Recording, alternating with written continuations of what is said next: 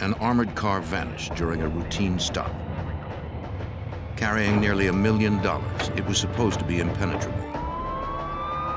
Investigators didn't know if the driver was involved or if he had been ambushed.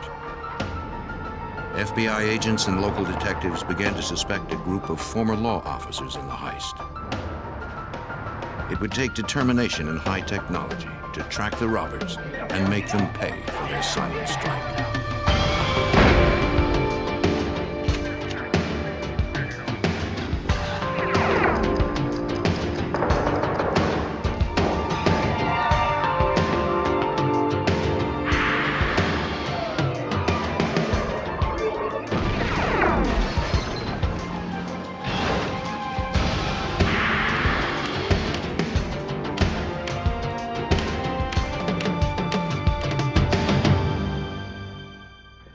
Money may not be the root of all evil, but for some men, $1 million is enough to justify murder.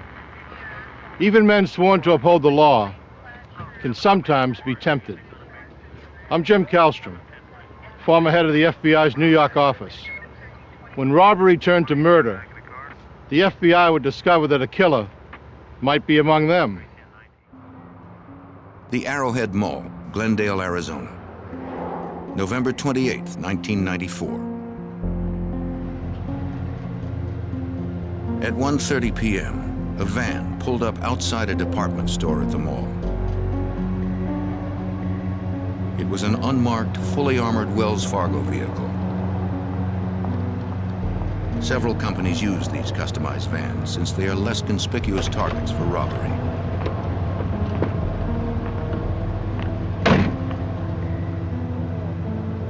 Following company protocol, the driver remained inside the van while the courier went to pick up cash from the store. The van was bulletproof, and its doors could not be forced open from the outside.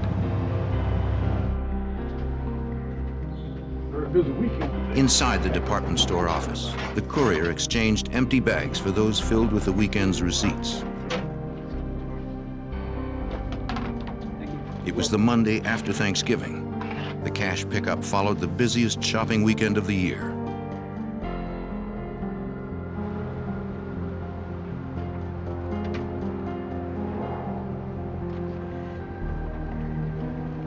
When the courier returned to the parking lot minutes later, the armored van and the driver were gone. He notified police immediately. The 911 call came to the Glendale, Arizona Police Department. They dispatched units to the scene and sent word to the FBI. The nearest FBI field office is in Phoenix, 20 miles from the mall.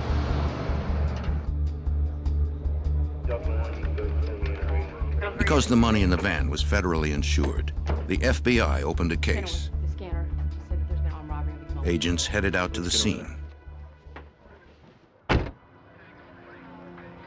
Glendale detectives arrived at the mall first. They began interviewing the courier. He said he had been gone only 4 minutes when he discovered the van and his partner, John McGosh, had disappeared. The courier estimated the amount of cash, checks, and coins in the van to be just over $1 million. Detectives interviewed others at the mall. None reported seeing or hearing anything unusual.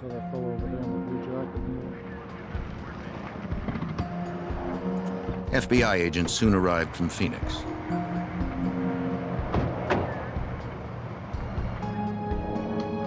Evidence technicians had processed the area.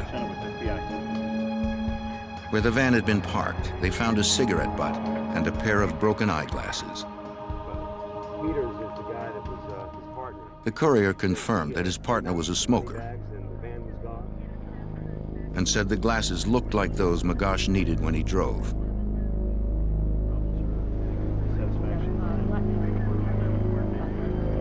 The technicians collected and marked the items as evidence.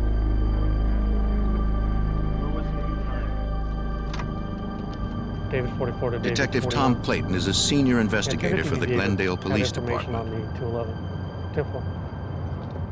10-4. I think the first thought when we saw the van missing was the driver took off with the money and was going to leave town. We also considered somebody could have robbed him. With the glasses laying there, we weren't sure if it's, is it a setup or did something really happen. We explored every possibility we could think of.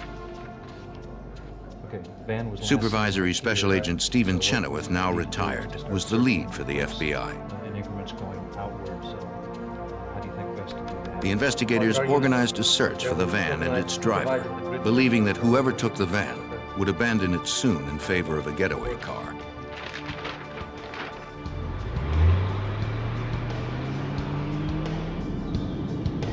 They dispatched some officers to begin a ground search around the mall.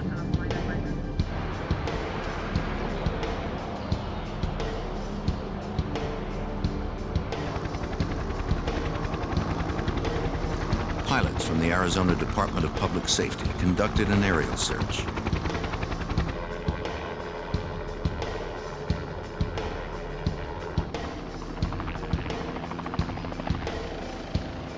The DPS officers began at the mall, then widened their search in concentric circles,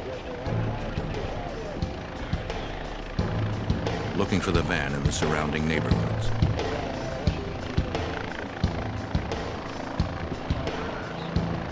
Whenever they spotted a white van, they radioed ground units to follow up.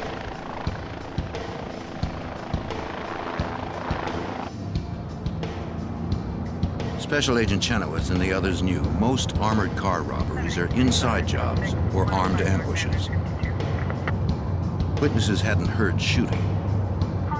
Perhaps the driver had decided to trade his hourly wage for $1 million. Certainly, the van is supposed to be locked and the driver inside, and therefore inaccessible.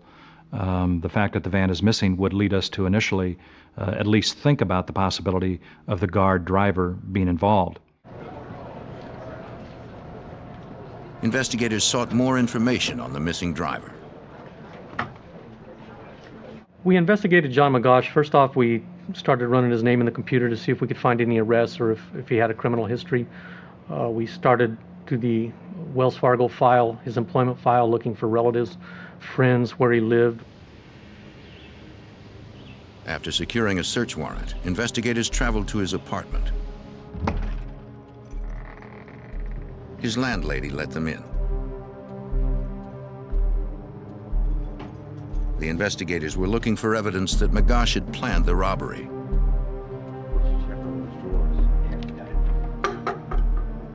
The apartment appeared undisturbed. Nothing indicated he had planned the robbery or that he was ready to leave town.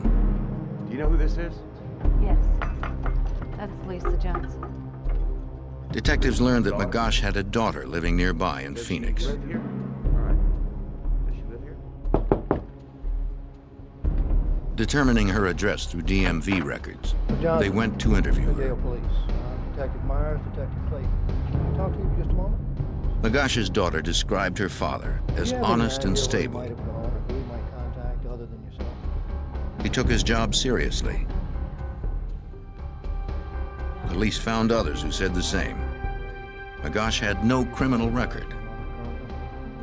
Well, right now, your father and the officer Detectives began to consider the 61-year-old grandfather not as a suspect, but as a victim. Maybe able to locate him or something. John McGosh had a good reputation. We talked to family, friends, relatives, co-workers. He was a person that did not have a lot of requirements in life. Money wasn't a big concern. Based on the background we did on him, we didn't believe he was going to be involved in the crime. With McGosh eliminated as a suspect, the investigators were back to square one. They needed the public's help. Certainly when you don't have eyewitnesses, you try and put as much information out in the form of press releases, newspaper articles, things of this nature, in hopes that it would reach somebody that maybe saw something that otherwise had not heard about it. That afternoon, the FBI and Glendale Police held a press wanted to give you an conference. update on bank heist outside the mall earlier. We do They released photos and descriptions of the missing van and driver. As of yet, we have very little. Anyone who had seen John McGosh or the Wells Fargo van was asked to contact the FBI. Investigation without assistance. A reward of $60,000 was posted for any tip leading to the recovery of the money and the conviction of those involved. Anyone who may know where the van is at this point. Hours later, a 911 call came in from a church in Sun City, Arizona, just outside Glendale.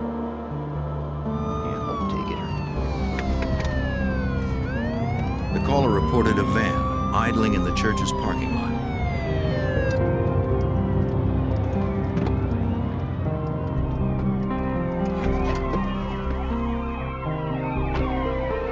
Parishioners arriving for a Monday night bingo game noticed the van, which fit the description in the news reports.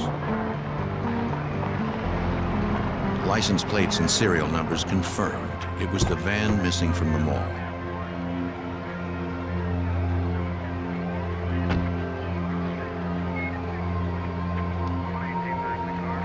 Investigators approached cautiously, not knowing who or what was inside.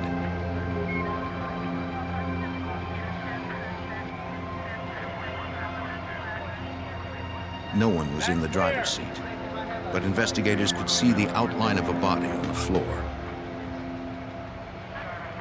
They tried to open the van, but the armored vehicle was impenetrable, even to the agents. The engine was going, it was locked, and a cursory examination initially of the inside disclosed the body lying in the center. In order to gain access to the van, of course, we had to call the armored car company.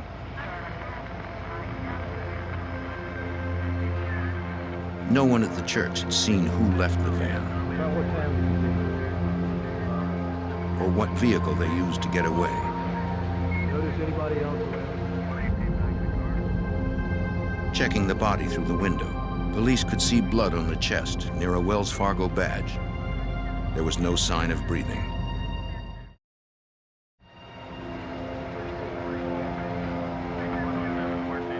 Authorities believed John McGosh had been killed during the robbery. There were no bullet marks on the van's exterior, no broken glass, and no sign of forced entry at the doors. Whoever had hit the van knew what they were doing. An armored car robbery is a pretty sophisticated crime, and it takes a lot of detailed planning. And so we knew after finding the van and finding the body that we were up against probably some people who had thought this out very well, planned it extensively, and certainly would not stop at murder in carrying this out. Investigators needed to get inside the van to know what happened.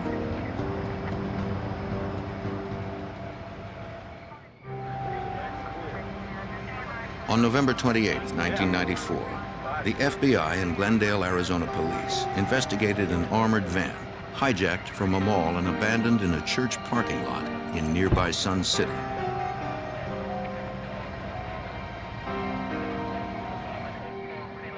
The driver, 61-year-old John McGosh, lay dead in the cab.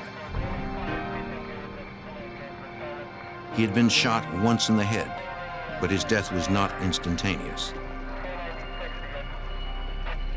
Technicians noted aspirated blood spatter, indicating McGosh had continued breathing after being shot.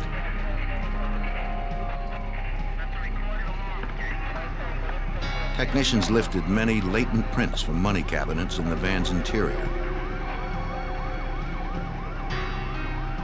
These would be compared to known prints of employees.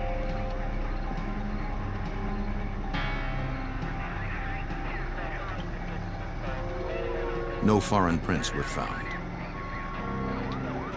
No hairs or fibers pointed toward a suspect either. Inside the van, investigators found $132,000 in coins. The cash and checks, estimated at $920,000, were gone.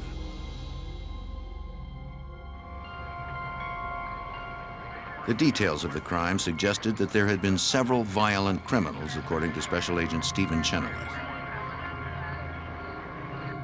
After looking at the van, we knew that we were probably dealing with certainly more than one person, because this would be very difficult for one person to accomplish. So we knew we were looking probably at least two or more, and very vicious and violent people who certainly would not stop at anything in order to obtain their goals, which was the money located inside the van. To Glendale Detective Tom Clayton, the placement of the van outside Glendale city limits spoke to the criminal's understanding of police procedure. We believed they dumped the van in Sun City to get it out of our jurisdiction into another one, to complicate the investigation and communication of police agencies, maybe hoping we would not be able to link the two things together right away. During the autopsy of the armored car driver, the medical examiner retrieved several small bullet fragments from the left side of the victim's head.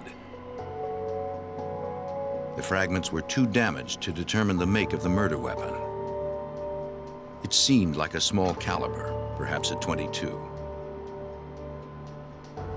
The medical examiner found no powder burns on the victim's head. This meant he had been shot from a distance.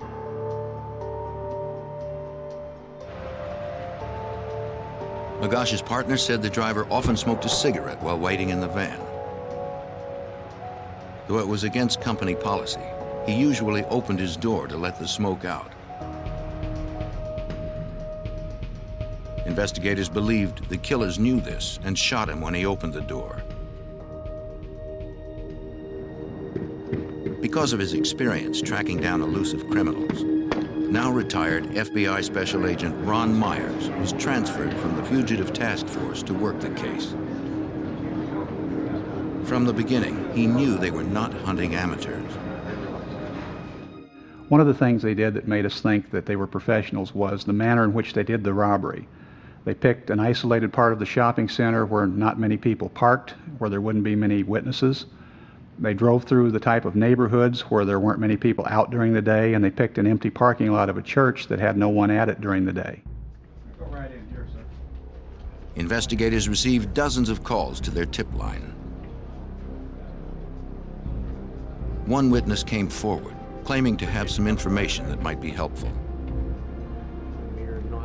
He said he had seen a white van quickly leaving the mall at the time in question. A red pickup truck followed, not far behind, but he wasn't sure if the two vehicles were together. Investigators were frustrated that no one saw the actual ambush at the mall. We couldn't find any eyewitnesses.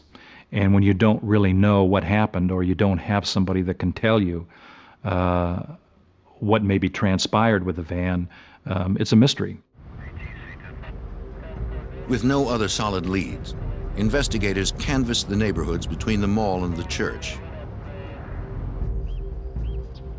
Perhaps someone there had witnessed something. They almost got ran over. Edward Morgan, a resident of Sun City, recalled that he had seen the van.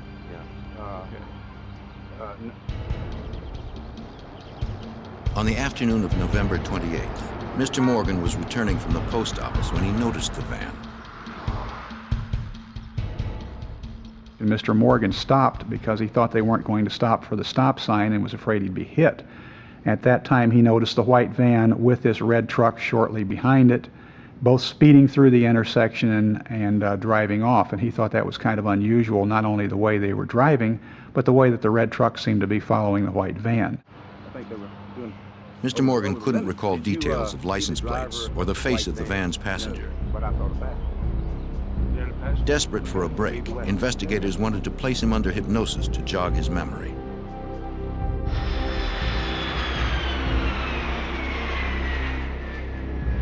Morgan agreed to travel to Texas with the investigators. Mr. Morgan, you should be feeling very... There they met with a forensic hypnotist. Perhaps under hypnosis, the Yes. witness could remember more details about the incident.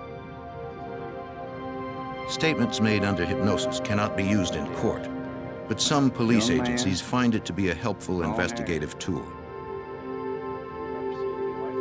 Under hypnosis, Morgan returned to the events of November 28th. He recalled the white van and the man in the passenger seat. Investigators now believe there were at least 3 people involved in the heist, 2 in the van and 1 in the red truck. When asked about the truck's license plate, Morgan was able to remember a portion. 237. It wasn't much, but it gave investigators a start.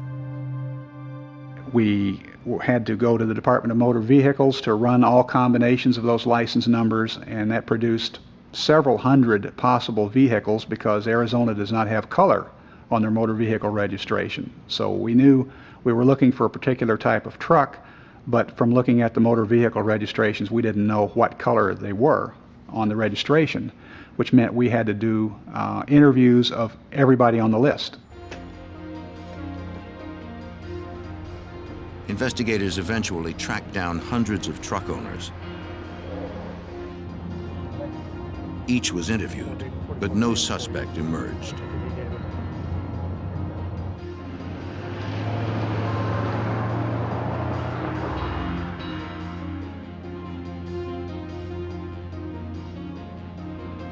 With his refreshed memory of the van's passenger, Morgan worked with a police sketch artist. There was no guarantee that the details recalled through hypnosis were accurate, but authorities were ready to try almost anything. The FBI released the drawing to the media. For nearly a month now, police and FBI have continued looking for suspects in the silver armored The FBI and Glendale, Arizona police believed 3 men were involved in the robbery homicide. Yet, as the end of 1994 approached, they still didn't have suspects.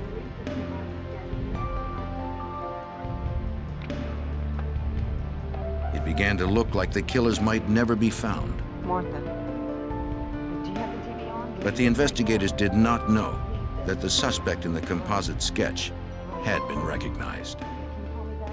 Call me back in like 10 minutes. By December of 1994, a month after the deadly hijacking of an armored car in Glendale, Arizona, the investigation had stalled. Investigators believed at least 3 people pulled off the heist. They had a composite sketch of one and little else.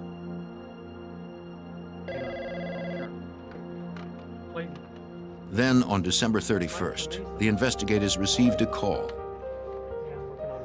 A Mesa, Arizona detective had been told that a local woman had information about the crime. Find out, we'll be in touch. Okay, thanks. A background check showed that the woman had a suspended license. This would make it easy to bring her in for questioning without arousing suspicions. The FBI asked local law enforcement to pick her up on the suspended license charge.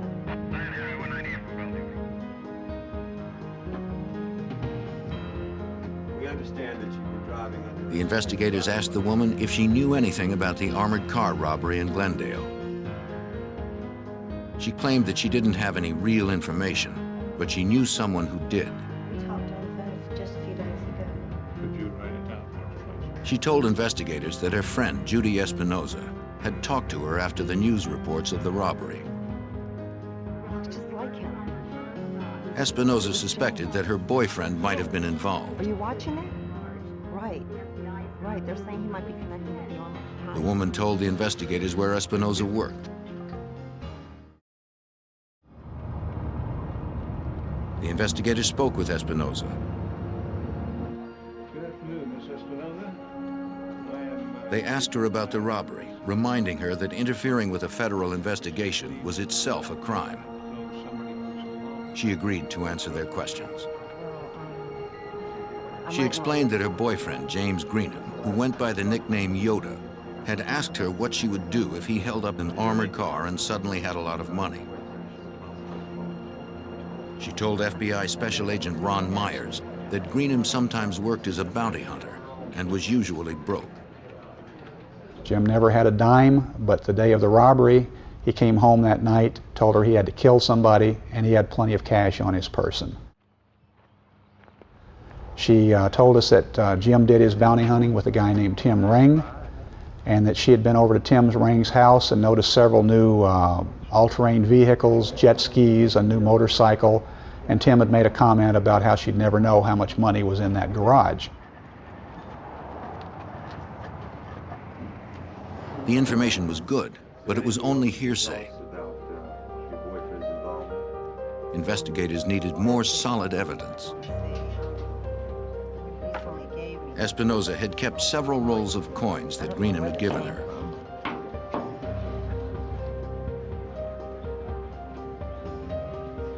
The wrappers were consistent with those used by merchants on the armored van's route.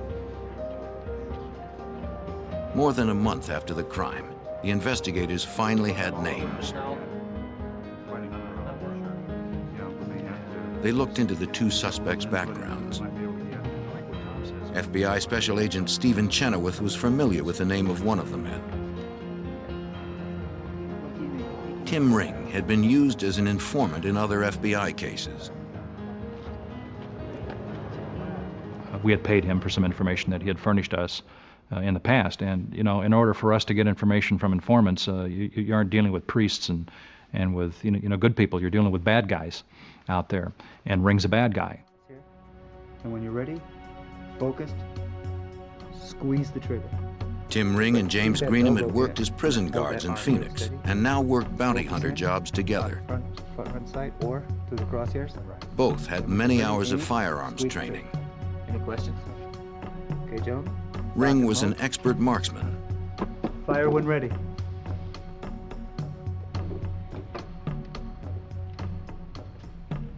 Pursuing bounty hunters would be dangerous. The fact that these suspects had law enforcement training in their background made the case pretty difficult. For one, they would be schooled in surveillance techniques. If they were looking for somebody following them, they'd know what to look for. They'd know what to expect anybody following them to do. So we had to be very cautious when we were following them around. The FBI and Glendale police began 24-hour ground and air surveillance. They had to be covert. You know, if they're looking for air surveillance, they're looking up, you know. Well, we're way over here because we can't see anything if we're right up here, you know. So we're way over here, way over here.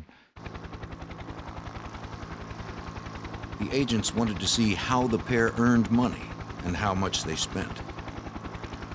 At the time that we were following Mr. Greenham and Mr. Ring around, neither one was gainfully employed that we could tell. They had no income coming in from any legitimate sources, yet we observed them spending a lot of money. Ring overhauled his truck and Greenham got a new apartment.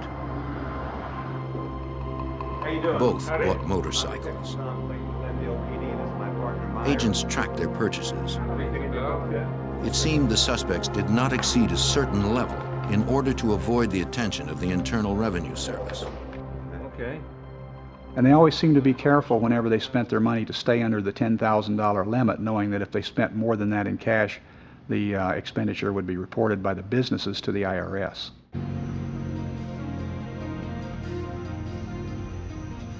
Investigators continued tailing Ring and Greenham, building a list of associates. They photographed everyone the suspects met. They still didn't know who the third partner was. Glendale detective Tom Clayton hoped surveillance would spot the three meeting somewhere. We would watch them go to restaurants where they would meet. We would see them go to strip clubs where they met a couple dancers that they knew.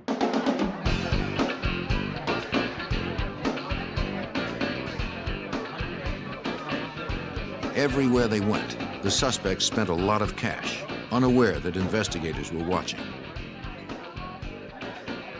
Circumstantial evidence linked them to the robbery and homicide. But the FBI and Glendale police still didn't know exactly what had happened and who else was involved.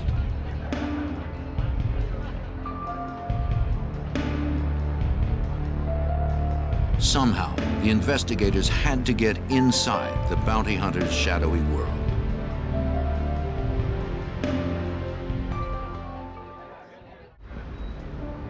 As the FBI and Glendale, Arizona police continued to investigate a deadly armored car heist, they got a tip from an associate of their two main suspects. Bounty hunter Michael Sanders said that he had cased armored cars with two other men. He believed those men did the Glendale hit without him. Angry at being cut out of the deal, he decided to talk. He gave FBI Special Agent Ron Myers a lead on the third perpetrator. Sanders came forward to tell us that he thought that Tim Ring and Jim Greenham were involved in this armored car robbery, and that an ex-Phoenix police officer named Fergie, who worked for a camera shop in the Paradise Valley Mall, might be the third man. Investigators needed to identify Fergie. So what we're going to do is They reviewed their case set up on photos. tonight, try to take some pictures and get a bunch for that guy there too. Surveillance teams had watched Ring and Greenham meeting with a bearded man who drove a Camaro. The car was registered to William Ferguson. Money and then Since Sanders said Fergie was an ex-cop, Glendale detective Tom Clayton checked the personnel records of the Phoenix Police Department. as we investigated William Ferguson's background, we found he retired at 20 years from the Phoenix Police Department, and his retirement was precipitated by some disciplinary problems. Investigators began surveillance on Ferguson. They saw that the ex-cop met often with the other suspects and was also spending a lot of cash. Agents believed they had identified the three men responsible for the robbery and murder. The investigation was affected by the three suspects having law enforcement training because we knew that they were going to cover evidence, and they were also known to have firearms training, which made them dangerous to the surveillance officers.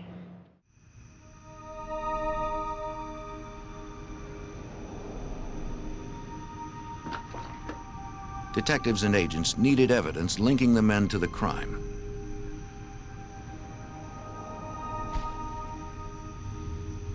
During surveillance, they began trash pulls, confiscating trash bags from the suspects in the hopes that some clues might surface.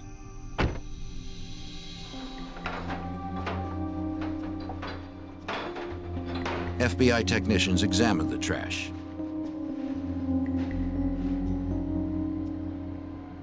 In rings, they found several 3x5 index cards. Each card had notes detailing armored car routes. Analysis confirmed the handwriting was Ring's. But investigators needed more. They wanted tapes of the suspects discussing the crime. All three men had keys to James Greenham's apartment. FBI Special Agent Stephen Chenoweth believed they used the apartment as headquarters. Timothy Ring was married, had a wife, children, and I think the likelihood of discussions occurring in regards to this armored car robbery at his house were somewhat remote. But we felt that they were occurring at Greenham's residence, so that was the impetus for which we decided to go ahead and proceed and place a listening device inside the apartment of Greenham. Special Agent Myers was part of the team that entered the apartment to place the bug. When we opened the door to go in, an alarm went off immediately, at which point we shut the door and exited the area.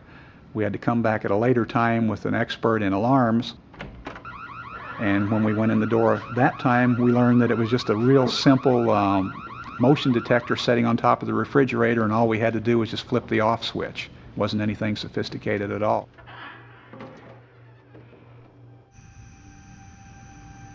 While the team was inside Greenham's apartment, the detective surveilling Tim Ring saw him leave his house.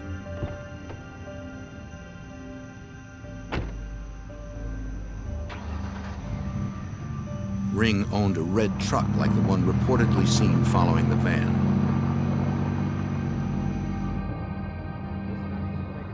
The detective trailed behind Ring. After a few turns, he realized where the suspect was headed.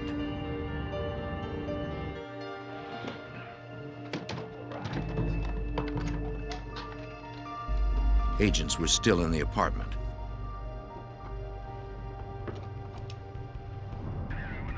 Tim Ring was headed that way.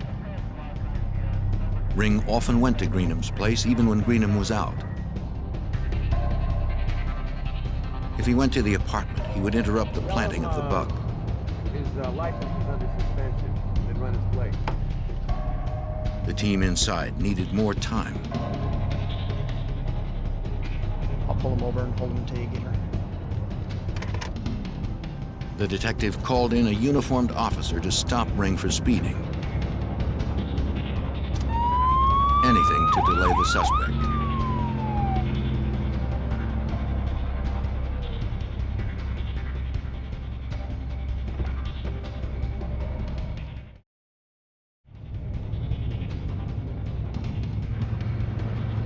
Good evening, sir. What's the problem? The officer lectured Ring on the dangers of speeding. Detectives wanted to keep him busy while the team finished at the apartment. Let's go, gang. They're on their way over. Okay, put everything away. Let's get this thing back. They made it out just before Ring arrived.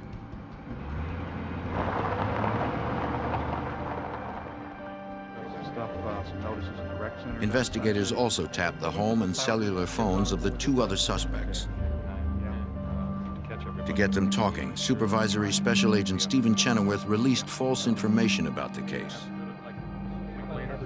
We decided to make a press release talking about the investigation, which we thought when they would hear would certainly generate some telephone conversations and other discussions amongst these three suspects. And it did have its desired effect in that they did talk about the information that we released and how accurate they thought it was, and whether or not we were on the right trail, and whether or not they thought we were getting close to them.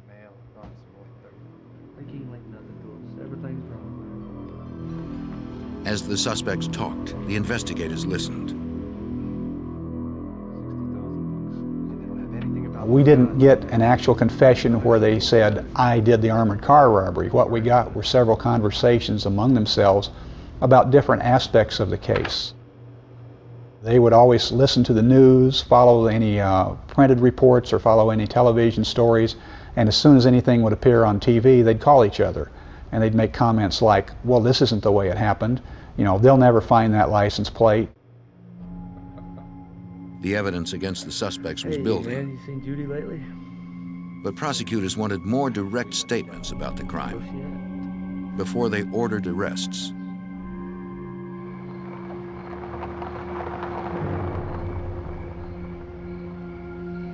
Investigators provoked the suspects one more time.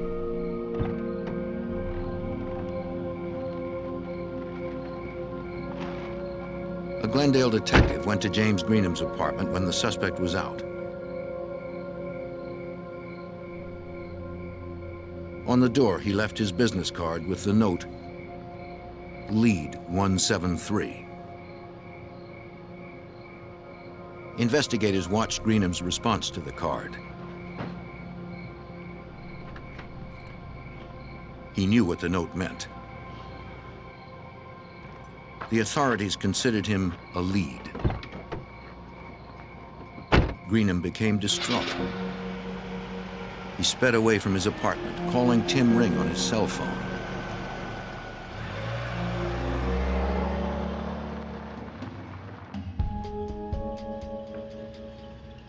Agents kept watch from an airplane and listened in on the phone taps. Yeah, Tim, man, listen. Greenham drove out into the desert before stopping. Business card in my door. Look, man, they ain't got nothing on you.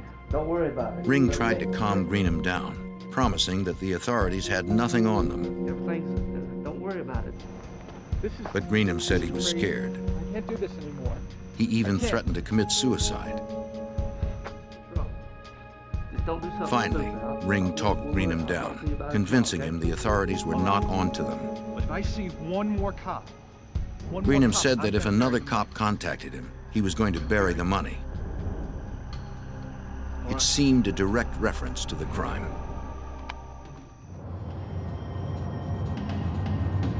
Sam 40. The investigators felt they Contact finally on had enough suspects, evidence. Greenway and 6th Avenue. Continuing search northbound. They sent units to arrest Greenham and Ferguson. Jim Greenham was arrested by one team. William Ferguson was arrested by another and attempted to resist arrest but was quickly subdued. Tim Ring was lured down to the FBI office on the premise of looking at some photographs because Ring had previously offered to help the FBI try to find who these people were, which we believe was an effort on his part to try and find out what we knew. The FBI agent who had previously used Ring as an informant called the suspect. Ring agreed to come in. On February 16, 1995, Tim Ring arrived at the Phoenix FBI field office. Undercover agents were waiting for him in the lobby. They believed he would not be armed at the FBI office, but they couldn't be positive. To ensure their safety, they needed to surprise him. We had two big burly defensive tactics instructors, one of which was a guy with 25 years of martial arts expertise who came up and blocked him in the head and knocked him down like a sack of potatoes before he knew what he was doing. All three suspects were off the streets. Now investigators needed physical evidence to make sure the prosecutions were successful.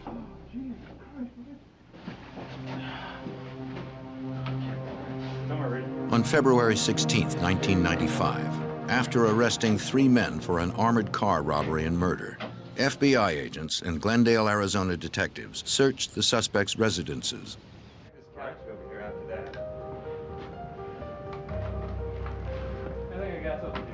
At the house of Tim Ring, suspected leader of the three, they found important evidence. Investigators recovered a note marked with the initials F, Y, and T. Each initial had a number beneath. Like serial numbers from The numbers added up to the amount of cash taken from the armored car.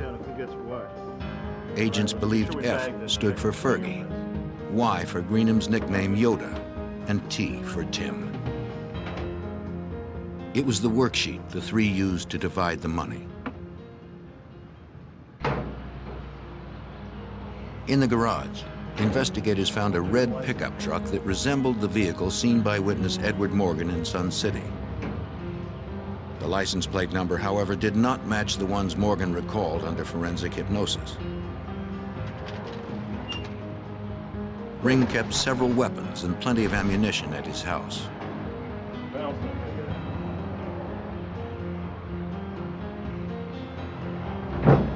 In a duffel bag, agents also recovered $270,000 in cash. Another $64,000 was found at Ferguson's house. We need to count all of it. Nearly $600,000 in cash had been stolen. Noting the money spent by the suspects, investigators found that about $100,000 was unaccounted for. The case against the three suspects seemed solid. FBI Special Agent Ron Myers hoped the evidence might get one of them to roll. We finally got first-hand information about this crime when Jim Greenham decided to cooperate. Jim Greenham was the only one of the three of them that showed any remorse about what they had done, about how they had killed this driver. Jim decided to cooperate. He told us what happened. He told us all the parts that these individuals played in the robbery. Greenham met with the investigators and explained that the planning started in the fall of 1994. Ferguson and I just watched when Tim Ring had the idea to hit an armored car. I wasn't crazy about the fact that he was going to kill him. What were you planning on So they began to case Wells Fargo vehicles.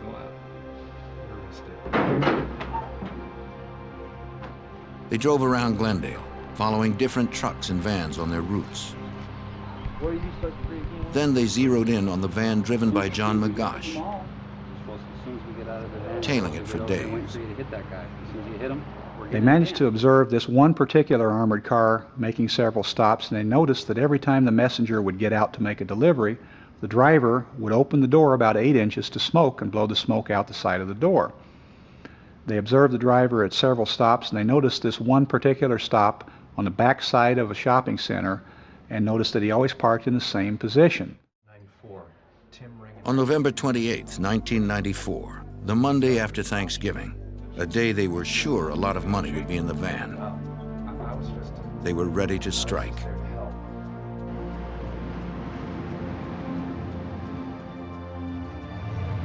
James Greenham and William Ferguson waited unnoticed by the store.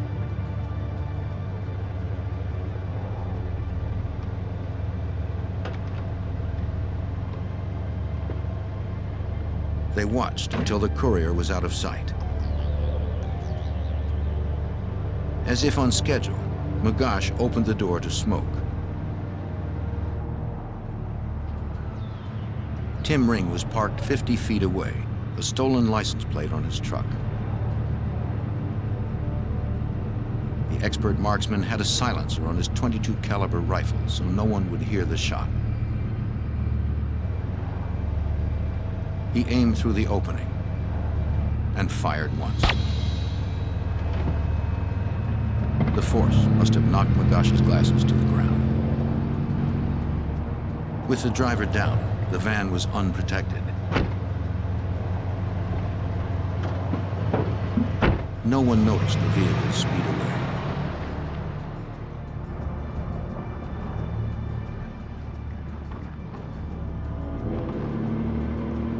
They drove to the church parking lot. It would be empty at that time of day.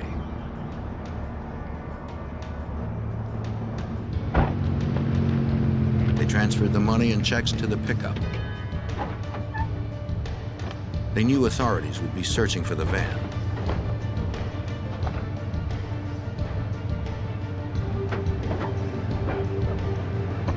They left most of the coins and went to destroy the checks and other evidence, according to Detective Tom Clayton. They loaded the money into Tim Ring's truck and drove out in the desert, where they separated the money, changed clothes, and burned all the evidence. We buried the license plate. Greenham said they buried the burned evidence and stolen license plate in the desert. And you can take us to where the plates are buried? Yeah. Special Agent Stephen Chenoweth wondered if it was the plate witnessed by Edward Morgan. We went out there and actually found the location and then dug it up and found that the 3 numbers actually on the plate did in fact match those that were given to us by Mr. Morgan. So he was actually right on his information. James Greenham pled guilty to second-degree murder and armed robbery and is serving 27.5 years. William Ferguson pled guilty to armed robbery and accessory after the fact and is doing 17 years. On December 6, 1996, Tim Ring was found guilty of first-degree murder, conspiracy, and burglary.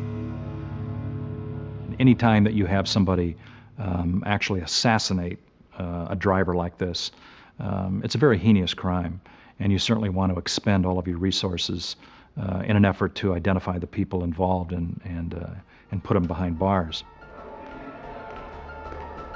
For his crimes, Ring received the death penalty. He currently awaits execution at the Arizona State Prison in Florence. In 1989, a female Marine captain disappeared from her quarters without a trace. Known for her exemplary conduct, her colleagues found it hard to believe that she'd gone AWOL. Military authorities suspected she'd fallen victim to foul play. The FBI joined the investigation. They would find the decorated officer or bring her assailant to justice.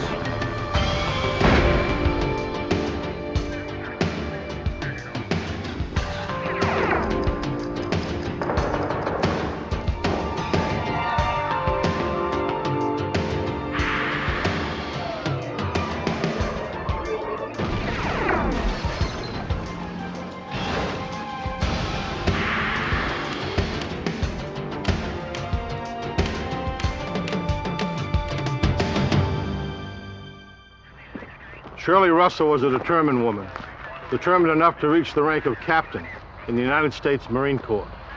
When this decorated officer turned up missing, her colleagues refused to believe she'd gone AWOL. It was unclear whether Captain Shirley Russell was dead or alive. I'm Jim Kallstrom, former head of the FBI's New York office. When a crime is committed on a military installation, it falls under federal jurisdiction. Agents would have to rely on their dedication and instinct to solve the mystery of her disappearance.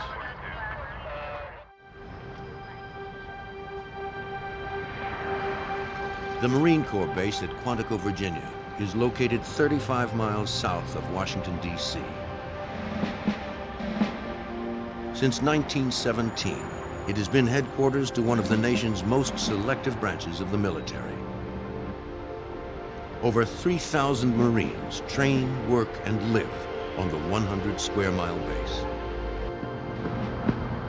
Nearly everything in civilian life is mirrored on base, from department stores to housing. Married officers have the option of living on base in married officers' quarters, which are known as MOQs. For 6 months, MOQ number 394D was the home of Captain Shirley Gibbs Russell and her husband, Robert Russell. By January 1989, Captain Russell decided to end the marriage.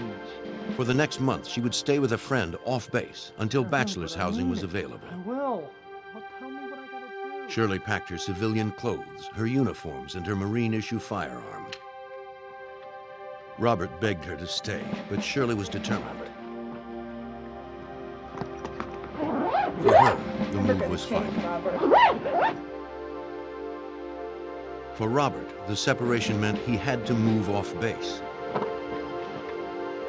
As a former Marine, he would be losing his last tie to the Corps.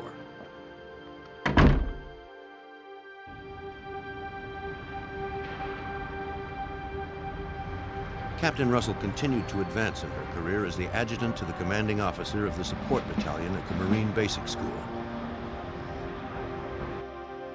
She was in charge of all personnel matters and administrative needs of the support battalion.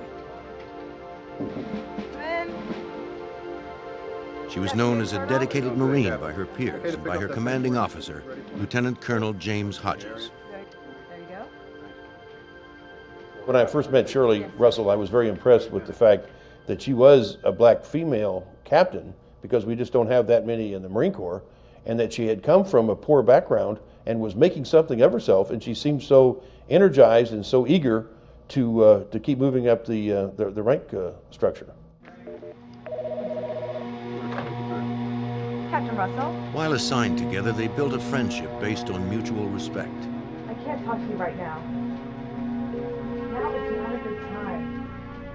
Hodges knew that Shirley's marriage was in trouble. I'll have to talk to you later. My relationship with Shirley Russell was very special, even though that I was her commanding officer and her ultimate boss, if you will. I was very close to her as sort of a big brother mentor, and we talked sometimes, after working hours about her situation, her marriage, her past, and so forth. Thank you, sir. On Thursday, March 2nd, about a month after her split with Robert, Shirley requested leave from work. She needed to clean her former quarters and finalize her legal separation. 4 days later, on Monday, March 6th, Hodges arrived at the office expecting to find Shirley at her desk. He was surprised to find her office empty.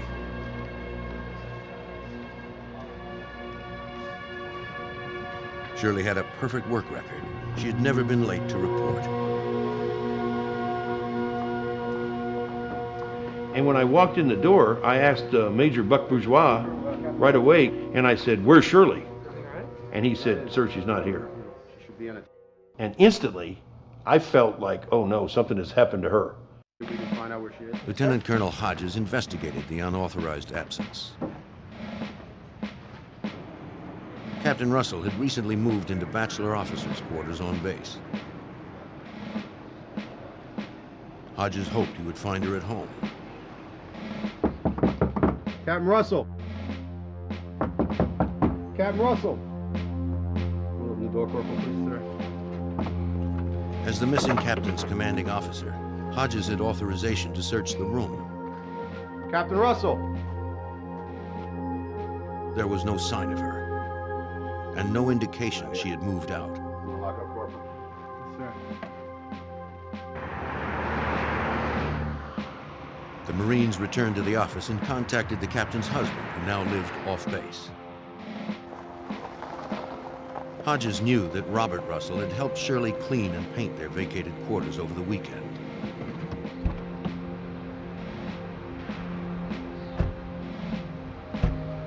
They arranged to meet at the couple's former MOQ.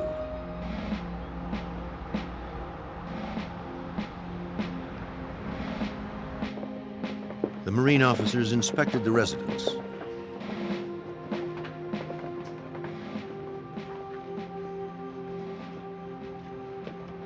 Russell told them that he and Shirley had met here around noon on Saturday to do some touch-up painting. Sorry.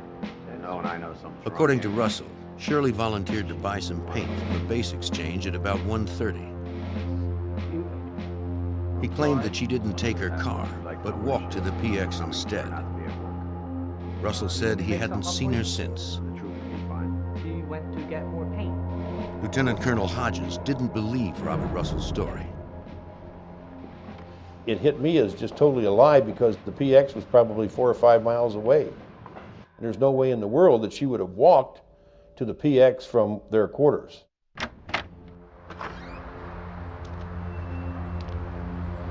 Outside the quarters, the officers also inspected Russell's storage shed.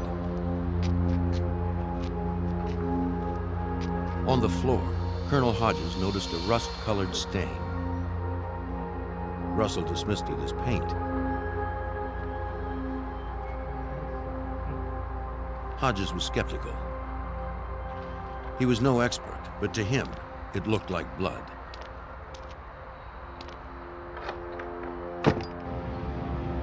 Lieutenant Colonel Hodges briefed the Naval Investigative Service. The NIS reported the possibility of a crime to the FBI's Washington field office. The NIS briefed special agents on the case. Captain Russell had been missing for 3 days. With no indication of her whereabouts, the agents followed standard procedure. Special Agent Alan Malinchak headed the case. When you have somebody missing, you either have a case of an abduction, you have a case of a missing person, somebody who's walked away for whatever reason, or you have foul play. So the initial investigation that the FBI was involved in ran all 3 of those investigative lines. Mr. Russell? According to standard procedure, the missing woman's husband, Robert Russell, was the first to be questioned. Thank you very much. Thank you.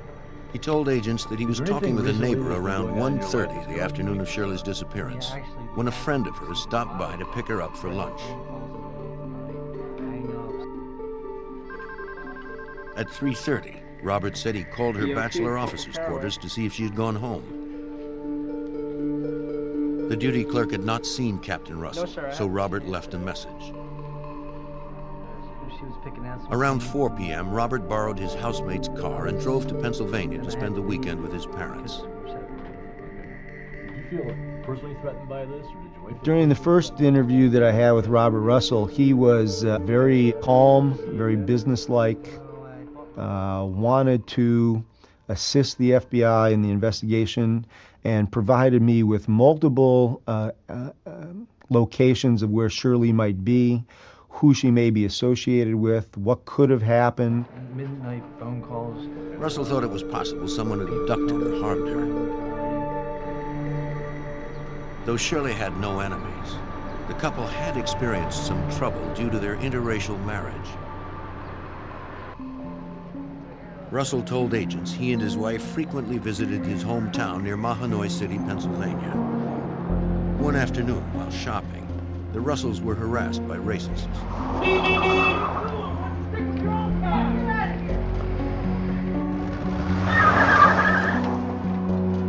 According to her husband, Shirley had been frightened, but another incident scared her even more.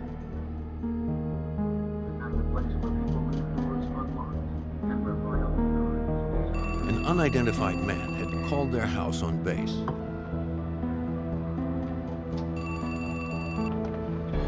Hello? The caller used racial epithets and threatened to harm the couple. How'd you get my... Whoever the caller was knew where the Russells lived. After the threatening phone calls, Robert told officials he felt Shirley might need protection for the times he couldn't be with her.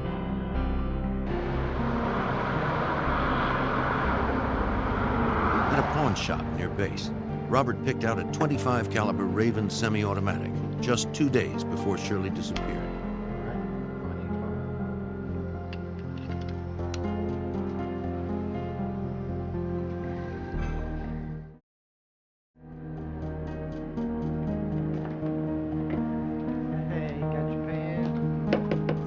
Russell told agents he surprised Shirley with a gift on the day they met to clean their former quarters.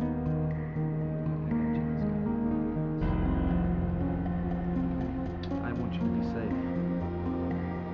According to Russell, Shirley was appreciative of the pearl-handled weapon. Thank you. Agents were suspicious of the story.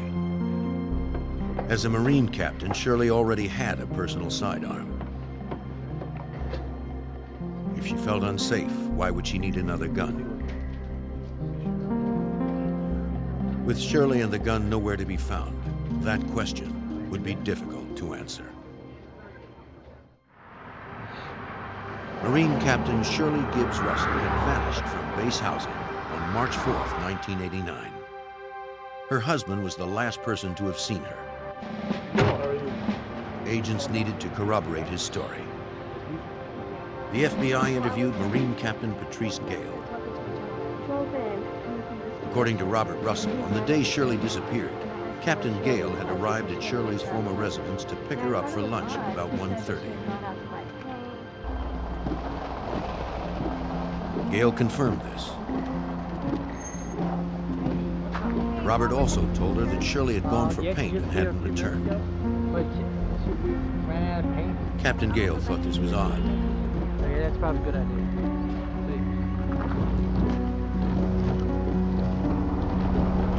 Shirley never missed appointments.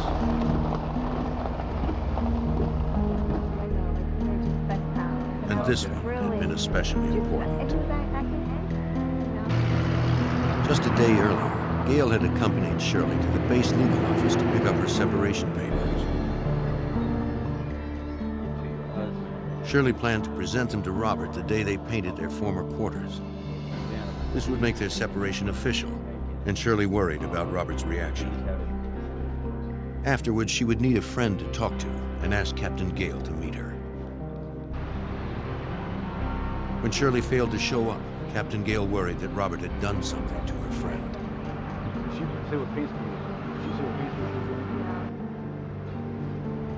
FBI agents checked Shirley's bachelor officer's quarters.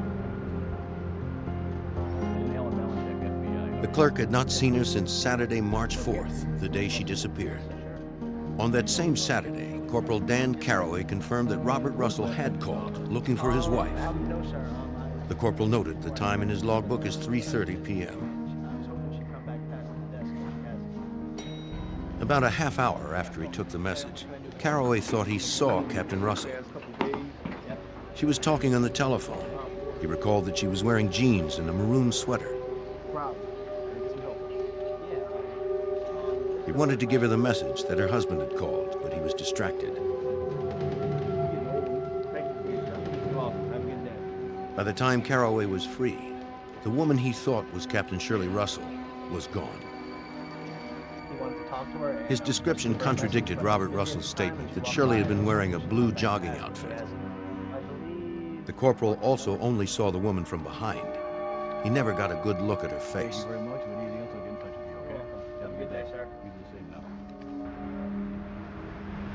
Agents doubted if she ever returned to her apartment.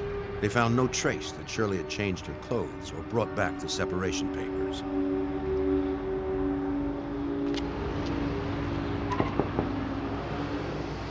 Investigators questioned Russell's old neighbors. One of them said she saw a blue station wagon backed up to the Russell shed on the day Shirley had disappeared. She noted the time was 5 p.m. This was an hour later than Russell claimed he left for Pennsylvania. Investigators wondered if Robert Russell was mistaken or lying.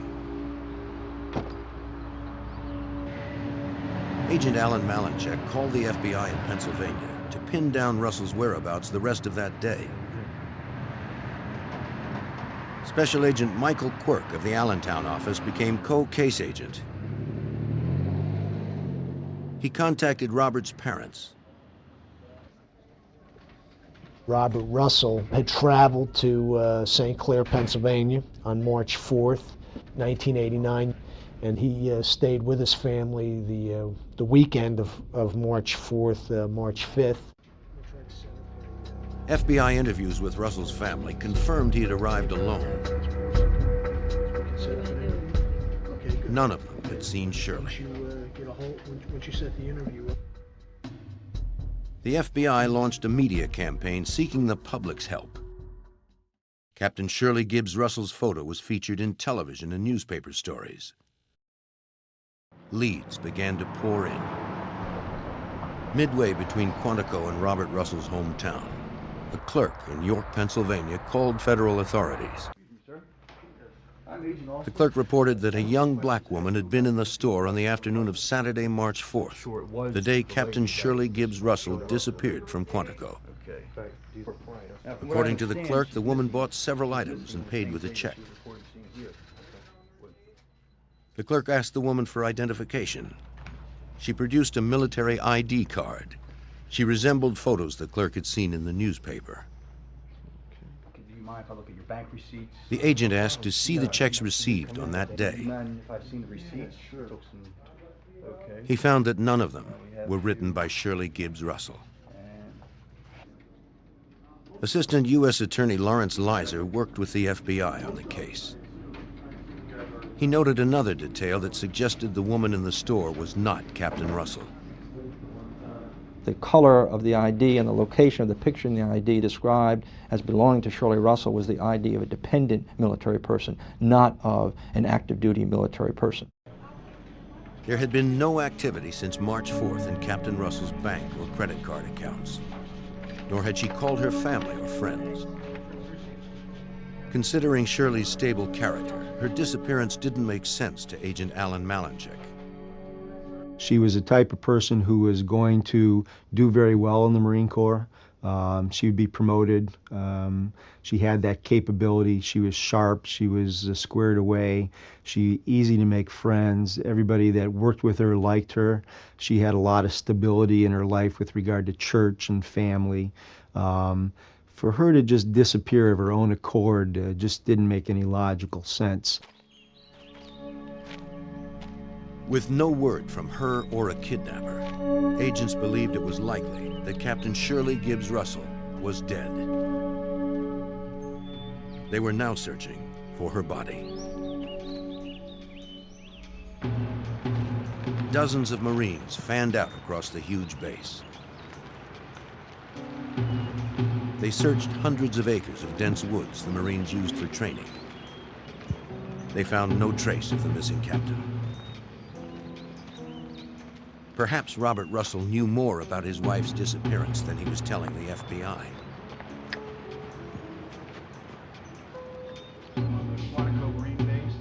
Agents asked him to submit to a polygraph examination. He agreed. That the last time you saw her, you were painting your quarters, and it was sometime prior to 3 p.m. on Saturday, March 4th? That's correct. As before, agents found him to be cool and cooperative. For almost 3 hours, Robert Russell answered dozens of questions relating to Shirley's whereabouts. Mr. Russell, could you advise me where you... He was subjected to 3 separate exams. Was this red spot paint, Mr. Russell? Yes, it was. Each time, Robert Russell was found to be deceptive. When agents told him the results, Russell seemed unfazed, almost smug.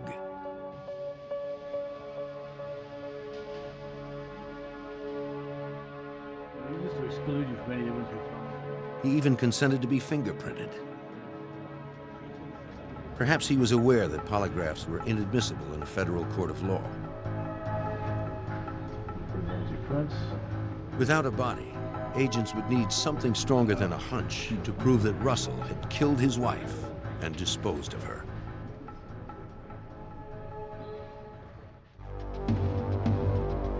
In the spring of 1989, the FBI continued to hunt for the body of Marine Captain Shirley Gibbs Russell.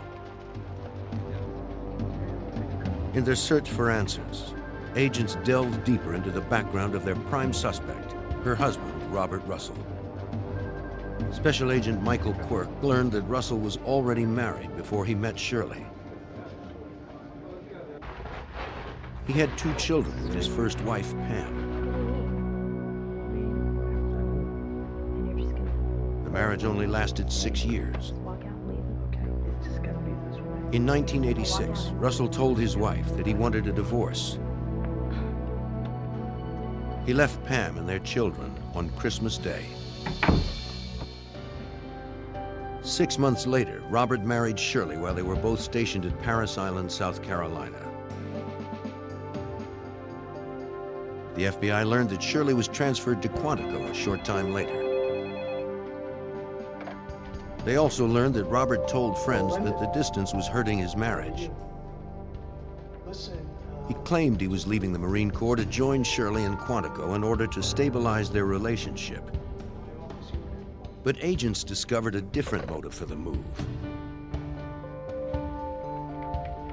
Agents believed it was unlikely Robert would voluntarily relinquish his rank as captain.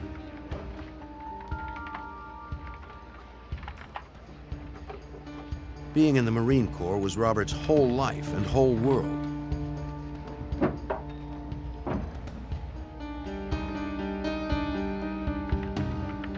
Military records showed that in February of 1988, while stationed at Gulfport, Mississippi, Robert's superiors found that his passion for the Corps did not seem to apply to its regulations.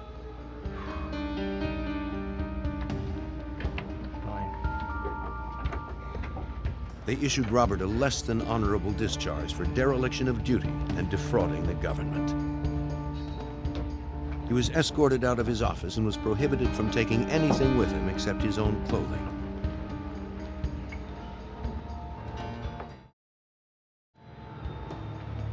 Although Robert was no longer a Marine, he moved into officers' quarters at Quantico based on Shirley's rank of captain. While Shirley supported him, Robert tried to get his life back on track by becoming a teacher at a nearby high school. But his drinking started to become excessive. He was getting drunk more often and staying out later. Robert? Shirley was distraught. She joined Al-Anon, a support group for the loved ones of alcoholics. When Robert became physically abusive, Shirley finally left him. Don't touch me. Assistant U.S. Attorney Lawrence Leiser believed that Robert's problems left Shirley few alternatives. She realized the marriage was going nowhere, began to get counseling from a local counseling center that was made available to members of the Marine Corps. She also consulted with a Navy lawyer to begin the divorce process. To investigators, Russell's instability and abusive behavior reinforced their belief that he was capable of killing Shirley. His personality could not tolerate the fact that this black woman, his wife, was a Marine Corps captain who was successful, who was succeeding in her career, and to top it all off, wanted to divorce him. Agents learned that during her separation, Shirley had sought refuge off base with her close friend, fellow Marine Captain Ann Mack. Captain Mack told Agent Malinchek that Shirley was afraid of her husband. She intended to leave him, but needed a place to stay. She had asked Captain Ann Mack if she could stay with her at her townhome in the Springfield, Virginia area, and Captain Ann Mack agreed and laid out some ground rules about Bob Russell not being there, not coming into the house, nothing like that whatsoever. But it was not enough to keep Robert away from Shirley. Mack was worried about her. Mack told investigators that Robert was stalking Shirley. On several occasions, he showed up at the house early in the morning as Shirley was leaving. He harassed his wife until she agreed to spend some time with him.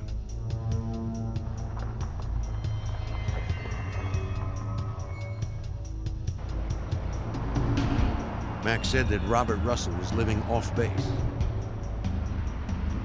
He had moved in with one of his new colleagues.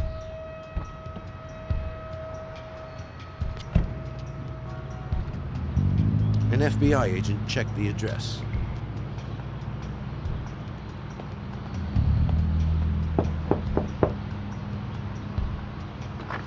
It was the home of Sandy Flint. Sandy Flint offered little. She said she knew nothing about Robert's missing wife.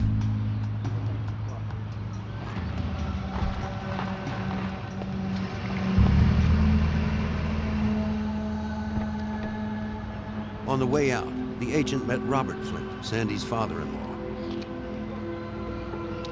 He was a retired painter who had worked at the base at Quantico for 10 years. Mr. Flint told the agent about a conversation he had with Robert Russell 2 days after Shirley's disappearance. Robert Russell asked him how to clean up stains from concrete floors. And the father-in-law had told Bob Russell that you could just use chlorine or soap and water and that would pretty much clean it up or dilute it. And Bob had asked him, well, what if it's blood? And the father-in-law had said, well, you could use muriatic acid. Mr. Flint told the agent something else of interest. Sandy and her husband had recently separated. He suspected Sandy was now having an affair with Robert Russell. With each new person agents interviewed, they found more deception from Robert Russell. If Sandy was indeed involved with Russell, she might know if he had killed Shirley. Agents would inform her it would be unwise to obstruct a federal murder case.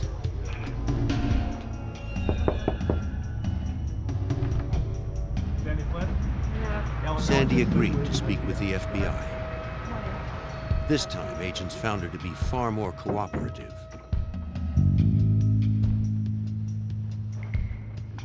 She described her role in Robert Russell's obsession.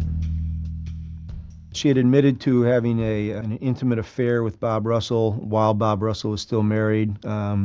She advised us that she, at Bob's request, she had surveilled Shirley Russell. She could report to Bob Shirley's activities and whereabouts.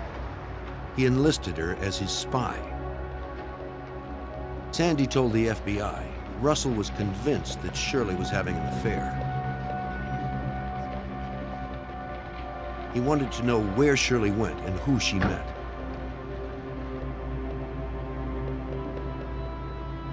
Sandy followed her everywhere, but found nothing to support his delusional fixation. And he was so compulsive, he wanted to catch his wife cheating. Of course, the irony of all of this is she wasn't cheating at all. It was he who was cheating on her. Robert was too far gone for logic. He refused to believe the assurances of his mistress. In his own mind, if he was cheating, so was Shirley. And he would go to any length to prove it. He told Sandy that he broke into his wife's car and planted a voice-activated recorder. When it failed to record anything incriminating, he decided he needed to get closer. Robert broke into Ann Mack's house to bug Shirley's bedroom. What happened next told Sandy that her lover's obsession had completely consumed him. Robert called his mistress from his wife's bedroom, speaking in a whisper. You won't believe where I'm at. He told Sandy he was drinking Shirley's wine and reading her journal. Sitting on her bed. Then he said something she would never forget. He had informed her that if Shirley comes missing, it'll be me. I'll have taken care of her. And she had said, we can't do that. They're going to look for her. He says, and if anybody questions you on this, deny it. Don't even admit to the conversation we're having now. Sandy's statements were incriminating, but it was her word against his. To corroborate her story, the FBI needed physical evidence.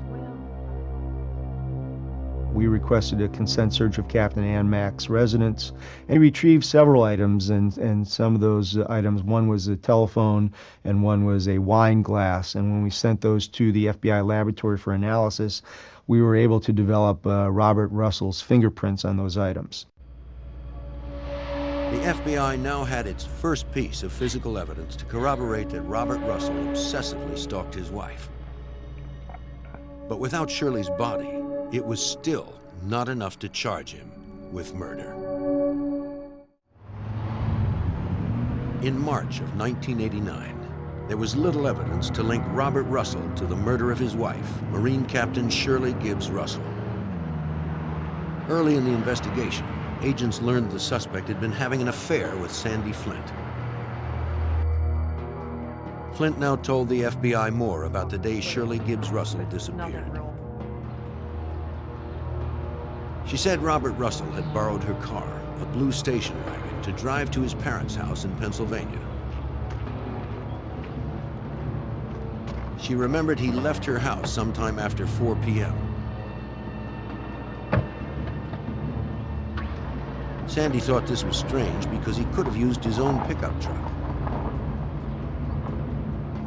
Assistant U.S. Attorney Lawrence Leiser believed Russell borrowed her car that day to transport Shirley's body to Pennsylvania. The reason he asked to use that car was because he had an open bed pickup truck. The body was still in the storage shed, and he had to dispose of the body. And he couldn't do it in an open bed pickup truck, so he borrowed the closed station wagon of his girlfriend to dispose of the body. Agents hoped to substantiate this theory. They returned to Russell's former residence, where his neighbor had seen the same blue station wagon backed up to his shed. Investigators needed to take a closer look at the floor, where Lieutenant Colonel Hodges had seen the rust-colored stain. But the stain was gone, at least on the surface.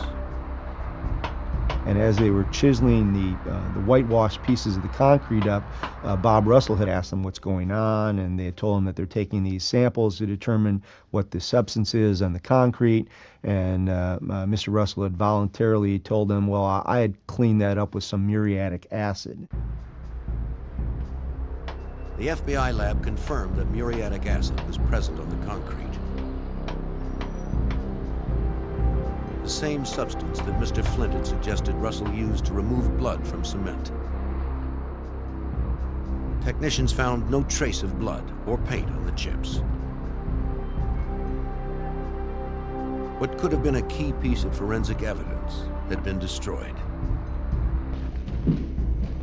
Agents hoped Sandy Flint's car would reveal more.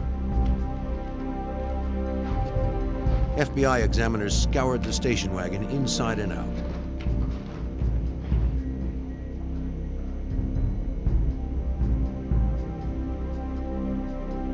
It was unusually clean for an older car that had so recently made a round trip from Virginia to Pennsylvania. It turned out to be another dead end. As the investigation stalled in Virginia, Robert Russell split up with Sandy, packed his things, and moved to Pennsylvania to start a new life.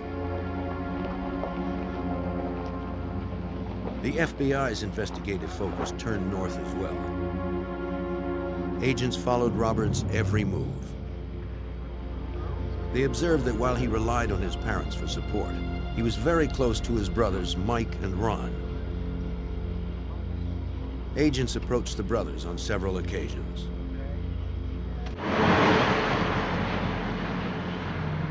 Mike Russell agreed to meet with agents. He told them that the day after Robert arrived in Pennsylvania following Shirley's disappearance, Robert took Sandy Flint's station wagon to a nearby car wash. Robert and his brother thoroughly cleaned the inside of the car, vacuuming it and spraying it with deodorizer. Agents believed Robert's actions demonstrated his intent to remove any evidence that Shirley's body had been in the car.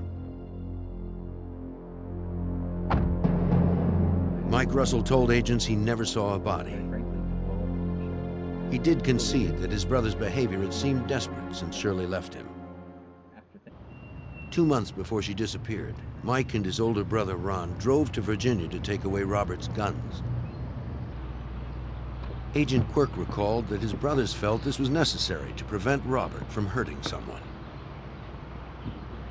He was depressed in the fact that he was no longer in the Marine Corps, that he loved the Marine Corps. He didn't have money. He was a captain in the Marine Corps. Now he's a special education teacher. Shirley had removed him from her checking account, so he was having problems financially. Circumstantial evidence was mounting, but the FBI lacked one crucial piece of evidence for their case: Shirley Gibbs Russell's body. The first question was where to look. Agents learned the answer from Robert Russell's first wife, Pam. Robert's boyhood home was in Schuylkill County, a rural, mountainous region in northeastern Pennsylvania. Thousands of coal mines, mostly abandoned, are scattered throughout the rugged county. Some are hundreds of feet deep and partially filled with water. As a young man, suspect Robert Russell had spent much of his time hiking and hunting in the region. His family said he knew the place like the back of his hand. A search conducted in this terrain would be daunting, but nobody ever questioned whether it should be done. 150 people participated in the extensive ground search for Shirley Gibbs Russell in early May. Volunteers from the FBI, the Marines, the Naval Investigative Service, and the Pennsylvania State Police participated.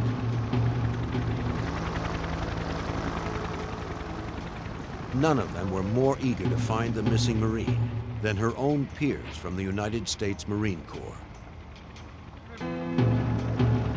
9 helicopters and 6 transport trucks filled with Marines were deployed. Over 3 days, they searched 2,000 acres of land. They never found Captain Russell's body. Agents would soon develop a theory as to why the search was not more fruitful. Agent Quirk learned about a strange phone call Ron Russell received from his brother Robert. Robert had asked Ron if he could get him some dynamite. And Robert had stated that he couldn't get dynamite at Quantico because it was too expensive. And Ron had asked Robert, why do you want dynamite? And Robert's response was, I want to blow up Shirley. Ron never bought it, but agents now wondered whether Robert Russell had thrown Shirley's body into a mine shaft, then sealed her grave with an explosion. The search did yield one surprising result. An agent found what appeared to be the grip of a gun handle. It was sent to the Firearms and Tool Marks Unit at the FBI's lab in Washington, D.C. for analysis. By comparing the samples to hundreds of other guns, examiners determined that it was consistent with the grip of a .25 caliber Raven semi-automatic. It was the same type of gun Robert Russell had purchased from a pawn shop on March 2nd, 2 days before his wife disappeared. Unfortunately, the tantalizing discovery would not help with the prosecution. Agents never found Robert's fingerprints on the gun part. To prosecutors, it looked as if the ex-Marine had covered his tracks well. Without a murder weapon or a body, it would be next to impossible to convict Robert Russell of murder. Very clear. After an investigation spanning 2 months, 2 states, and thousands of man-hours, the FBI was no closer to arresting their prime suspect, Robert Russell, for the murder of his wife, Marine Captain Shirley Gibbs Russell. Though agents had gathered a significant amount of circumstantial evidence, Assistant U.S. Attorney Lawrence Leiser didn't have enough physical evidence to prosecute Russell for the crime. We didn't have a body, we didn't have eyewitnesses, we didn't have weapon, and it just took a tremendous amount of investigative skill and effort to put the pieces together, to go out and search out the leads, tremendous amount of hours and energy that these FBI agents took to gather the evidence. Authorities didn't even have enough evidence to make an arrest. Agents were frustrated, as were the hundreds of Marines whose lives had been touched by Captain Shirley Russell. It was like the loss of a child or a dear friend, and there was nothing you could do about it. And what frustrated me so much was she was so close to being extricated from her bad marriage. And for her to be killed, it still bothers me to this day. I mean, it's just one of those things that you just never really totally get over. It looked as if Robert Russell was going to get away with murder. But Russell's past indiscretions would come back to haunt him. We had been contacted by the Naval Investigative Service at Gulfport, Mississippi, that there was some evidence in a locker there that they had maintained from when Bob was discharged from the Marine Corps. And so they sent it to us, and it turned out to be a floppy disk. It had been confiscated when Russell was relieved of duty in Mississippi, a year before Shirley Russell disappeared.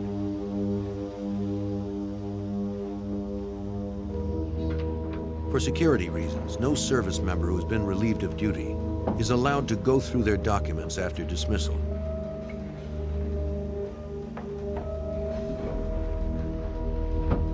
One of Russell's former superiors found the disc and read its menu of contents.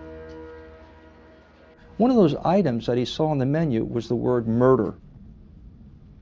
And he pushed the mouse for that, on that word murder, and up came 26 steps, very detailed and elaborate steps on how Robert Peter Russell was planning the murder of Captain Shirley Gibbs. Russell's plan clearly documented his intentions.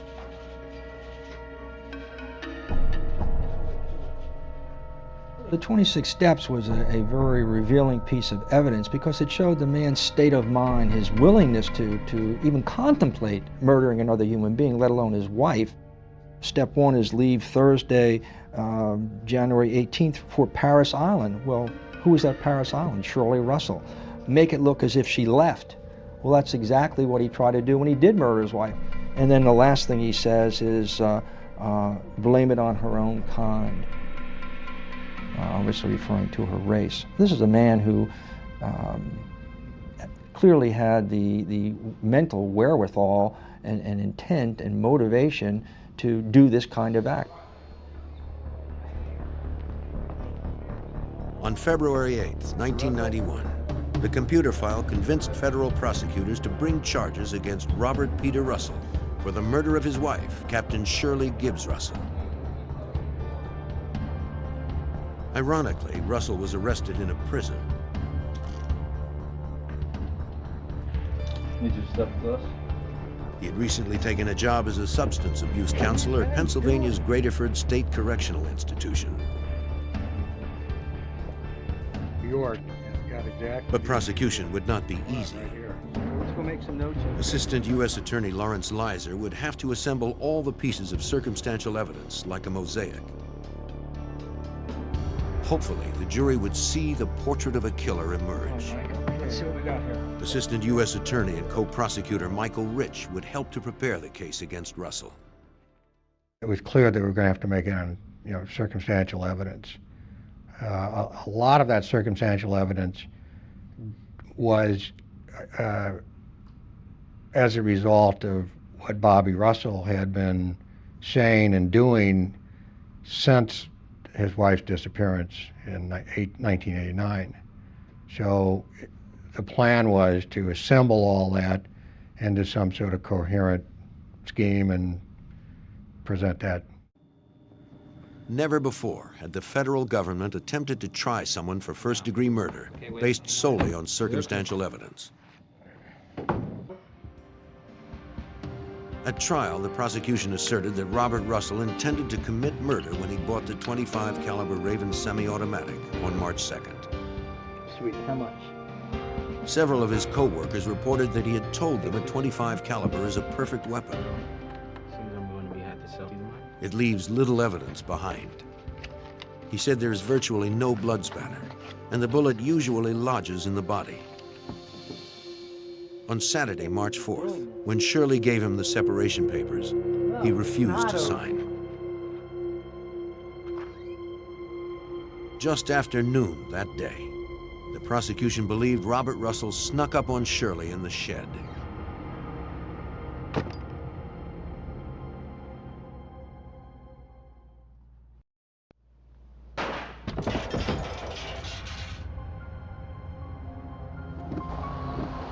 He had to wait for nightfall before he could remove the body.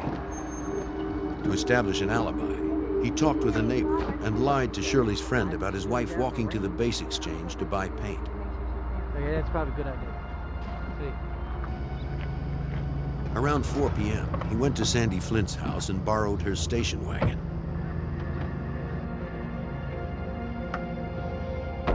After night fell, he wrapped Shirley's body in a tarp and placed it in the back of the car. Their neighbors saw it backed up to the shed.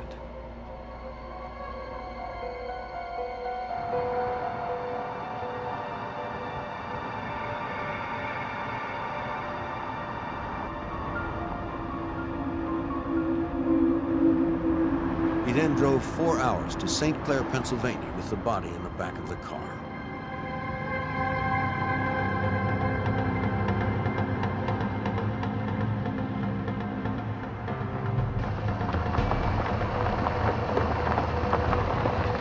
Once there, he knew exactly where to go. There were hundreds of abandoned mines to choose from. Then, Robert Russell, who had once sworn to uphold honor as a member of the Marine Corps, dumped his wife's body into a mine shaft.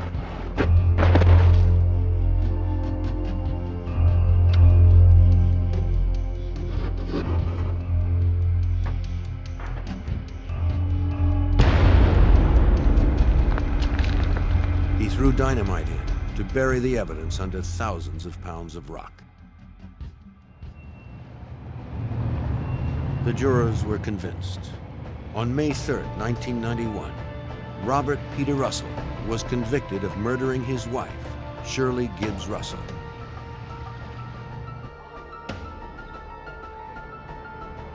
Robert Russell was sentenced to life. There is no parole in the federal system. He will never leave prison alive. When a young woman vanished, family and friends discovered her secret life. The political appointee carried on an illicit affair with a wealthy, married man. Investigators suspected that her ex-lover was responsible, but they had little physical evidence to support their theory. In order to bring him to justice, the FBI would have to go undercover and turn brother against brother.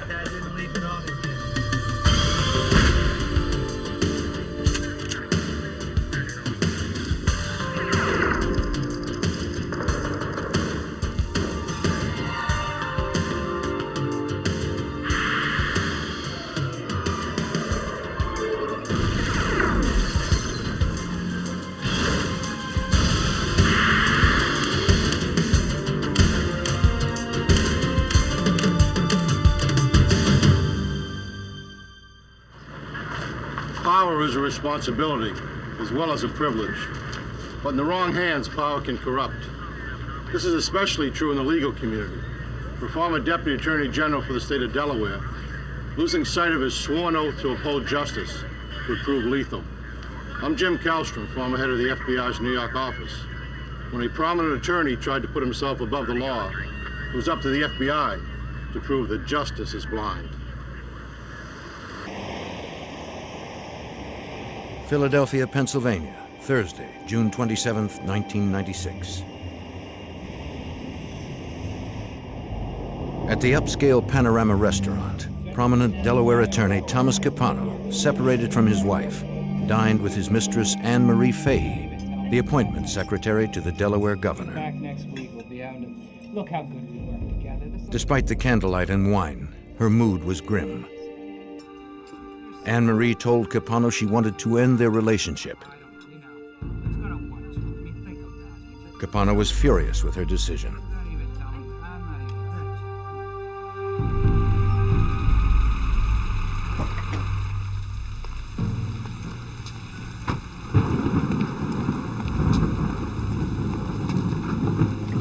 After dinner, Capano drove Anne Marie to the Wilmington, Delaware house he rented since leaving his wife.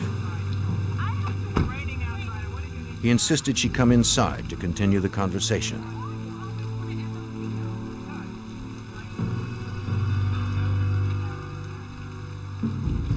He didn't want their affair to end.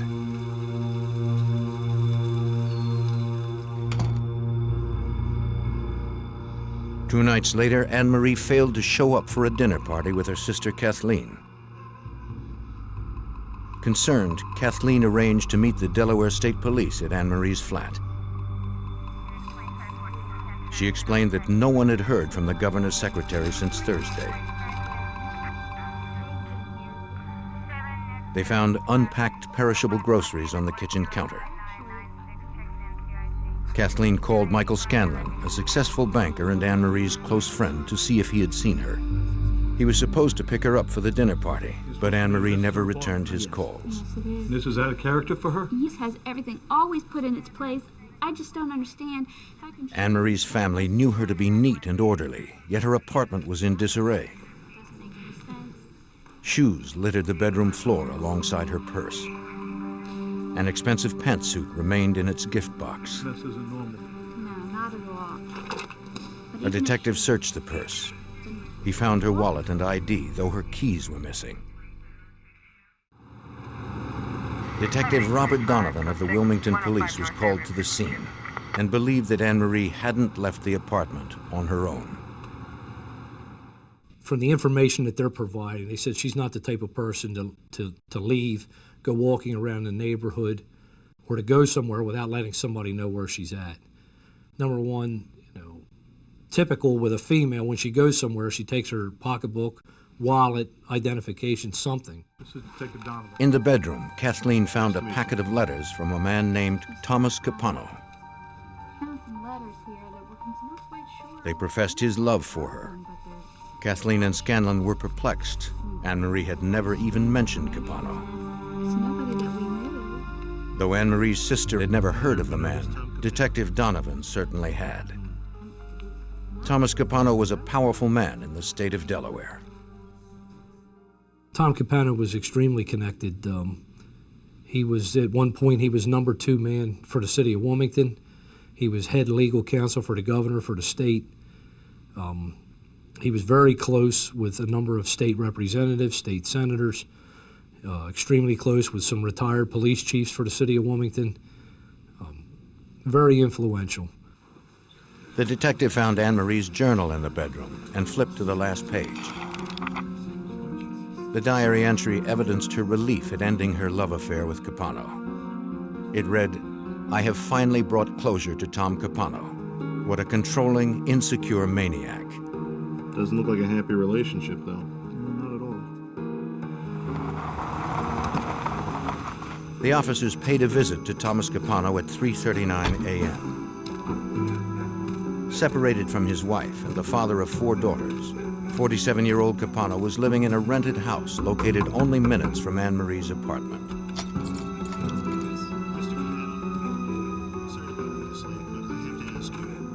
Capano confirmed that he had a relationship with Anne Marie, but claimed that it was long over. According to him, the couple had parted as friends. He told the detectives that he had dinner with her on Thursday night in Philadelphia. Afterwards, he brought her back to his house briefly to give her a gift and some groceries she needed. Then he took her home. When asked, Capano claimed he had not seen Anne Marie since, nor was he surprised that she was missing.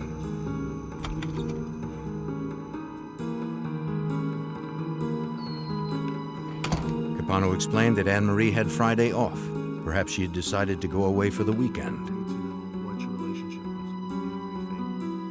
He described her as moody and at times suicidal. He suggested the police wait until Monday morning when she would probably show up at work. We then asked him if she, in fact, was at his house, and if he would have a problem with us looking through his house. He stated that he would have a problem because his children were with him for the weekend and they were upstairs asleep. On Monday, however, Anne Marie failed to show up for work. Investigators returned to her apartment building and talked to her downstairs neighbor. Can you tell me something about what happened last night? The neighbor had been away over the weekend, but remembered hearing a single set of footsteps in Anne Marie's apartment on Thursday evening at around 9:45. Normally we hear high heels. They seemed heavier than usual, possibly a man's.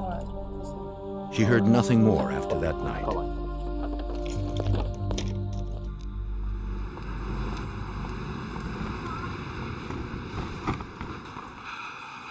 State and local investigators checked Anne Marie's bank and credit card accounts and found no activity after June 28th. Friends and relatives reported they had not seen or heard from her since that day. All right, here. Apparently, Thomas Capano was the last person to have seen Anne Marie Fahey. Take him up to the Panorama restaurant in Philadelphia and see if you can find Investigators someone to traveled across the Delaware border to Pennsylvania to corroborate Capano's story.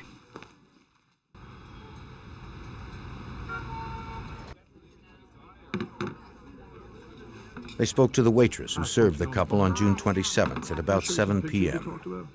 She remembered the evening and recognized Thomas Capano and Anne Marie Fahey from the photos. Yeah, that's her. She wasn't really happy.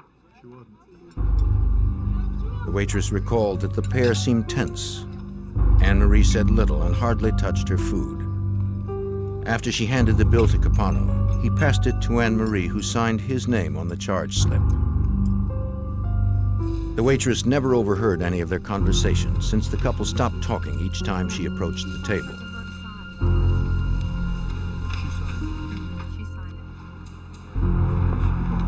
Investigators met with several of Anne Marie's close friends who described an illicit affair that had begun almost 3 years earlier.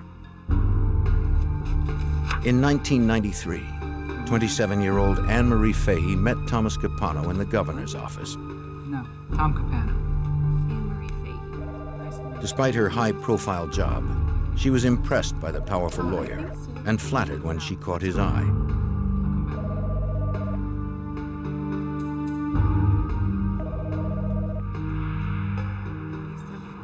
Investigators learned that while Capano showered Anne Marie with expensive gifts, he only romanced her in out-of-the-way places to avoid being seen. She felt a strong attraction to the charismatic older man. but feared her family's disapproval and kept the affair secret. Waiting for you when you go back. As months passed, Anne-Marie confided to her friends that Capano's charming exterior belied an angry and manipulative man. He understood love only in terms of control. She told her friends that she couldn't trust him. By the spring of 1996, his manipulation and anger had damaged their relationship beyond repair. Capano told Anne-Marie that he had separated from his wife so they could stop hiding. I don't even want to talk to you about this. I don't even want to talk to you about this. Give me more. You know how much I can. Anne-Marie wanted out. Capano refused to let go.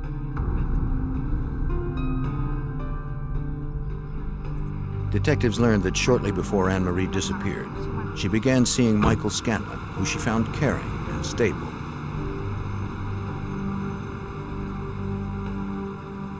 It was the relationship that she had always hoped for.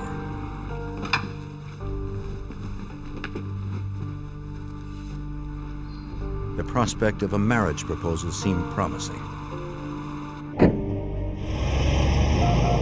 Thomas Capano continued to pursue her. Anne-Marie told friends that Capano was stalking her. She was scared and wanted him out of her life. Capano refused to accept the rejection. Well, Tom Capano had never been told no before. He thought that he could control everything in his life and everything in everybody else's life. Finally, somebody, Anne-Marie Fahey, stood up to him and told him, no, I've had enough, and Tom couldn't handle it. The Fahey family posted a $10,000 reward for information relating to Anne-Marie's disappearance. Over the 4th of July weekend, hundreds of concerned citizens helped police conduct a massive search of the local park where Anne-Marie often jogged. The governor himself joined in the hunt. Thank you for everybody who knows and loves Anne-Marie. They found no trace of the missing secretary. The case became a federal investigation since Anne-Marie, a resident of Delaware, was last seen in Pennsylvania. Special Agent Eric Alpert of the FBI's Wilmington field office offered his help. I contacted Robert Donovan, asked him if we could be of any assistance. He said we could. At that point, we pulled telephone records and credit card records. With the help of the U.S. Attorney, Alpert secured credit card statements and phone records belonging to Thomas Capano and Anne-Marie Fahey. Assistant U.S. Attorney Colm Connolly noticed that Capano made a $308 purchase at Wallpaper Warehouse just 2 days after Fahey disappeared. Thought that was odd because Tom Capano was living in a rental house, so I called the number for Wallpaper Warehouse. The person answered the phone and said airbase carpets. I turned to Bob Donovan right away, and we both had the same reaction, which was, my God, he must have rolled her up in a carpet. Investigators now believe that Thomas Capano killed Anne-Marie Fahey, but they needed more than a hunch to convince a judge there was probable cause for a warrant to search Capano's house.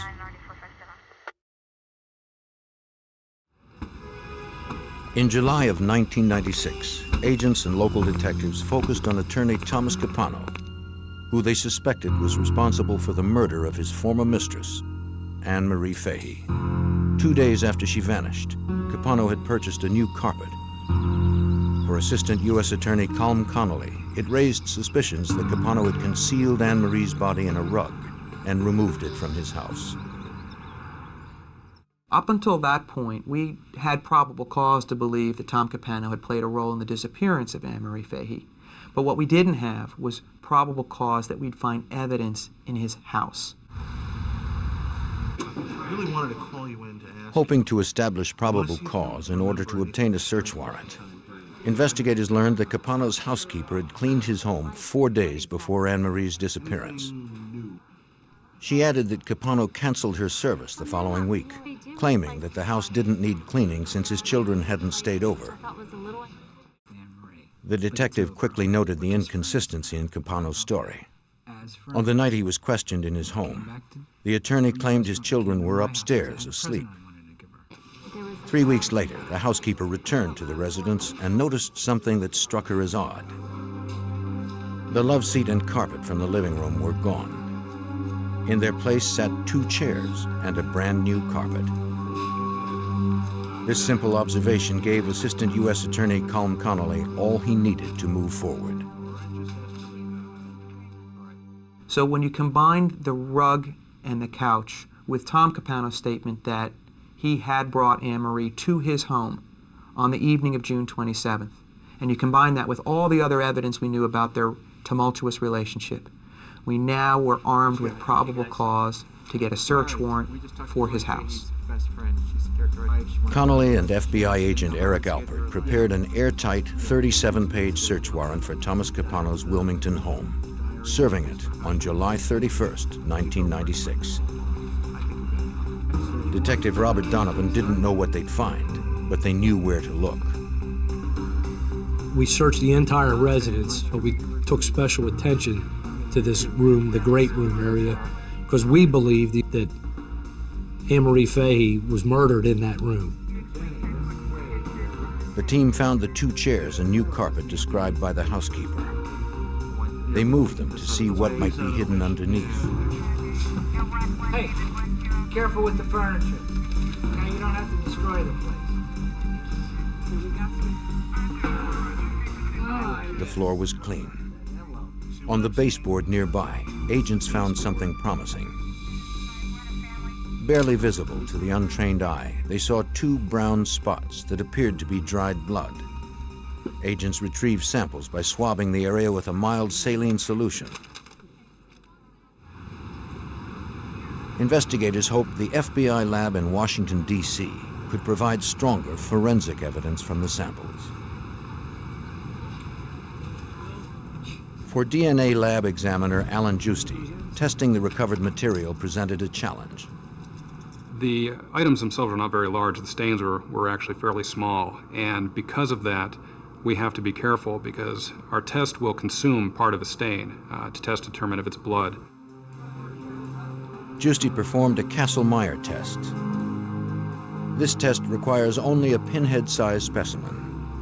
He applied the chemical phenolphthalein, which turns pink when mixed with blood.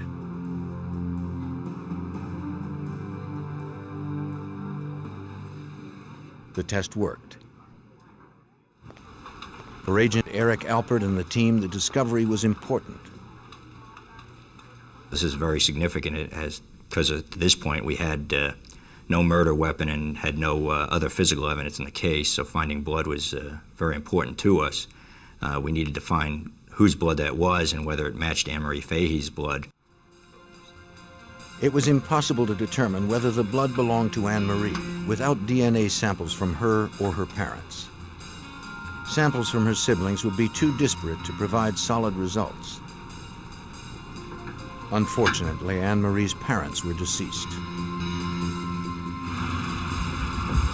Anne-Marie's brothers and sisters provided investigators with a possible lead. A check of the missing woman's calendar book revealed that she had given blood a month before she disappeared. Agents went to the blood bank to subpoena the sample. It was too late. Her blood had been reduced to plasma and shipped overseas. There was only a slim chance it could be retrieved. Worse yet, DNA-rich red and white blood cells had been removed, and extracting DNA from plasma alone is next to impossible. As the investigation slowly moved forward, Thomas Capano continued to live a life of ease.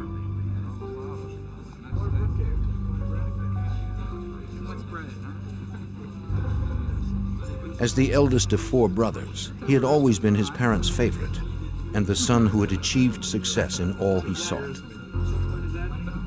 Thomas's brothers had always looked up to him. Jerry, the youngest, had been rescued many times by his older brother's legal expertise.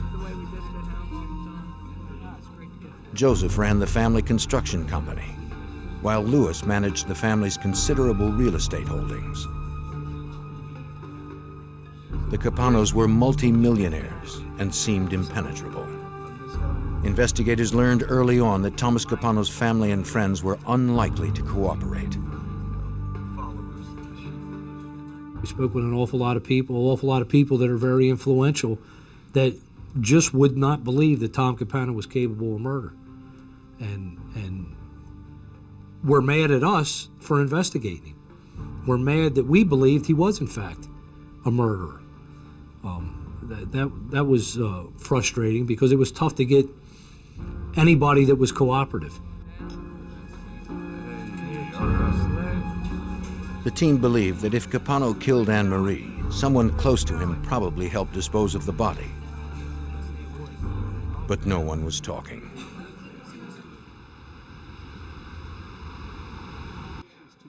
With no body, no DNA sample, no murder weapon, and no cooperation from his cohorts, the federal case against Thomas Capano was weak. On August 6th, Agent Alpert received a call from Sean Taylor, a project manager in Louis Capano's development company. Taylor knew something he believed might interest investigators. He agreed to meet agents and detectives in a secure location, fearing what would happen to him if the Capano brothers found out he was talking to authorities. He described an unusual event that occurred the day after Anne Marie was reported missing.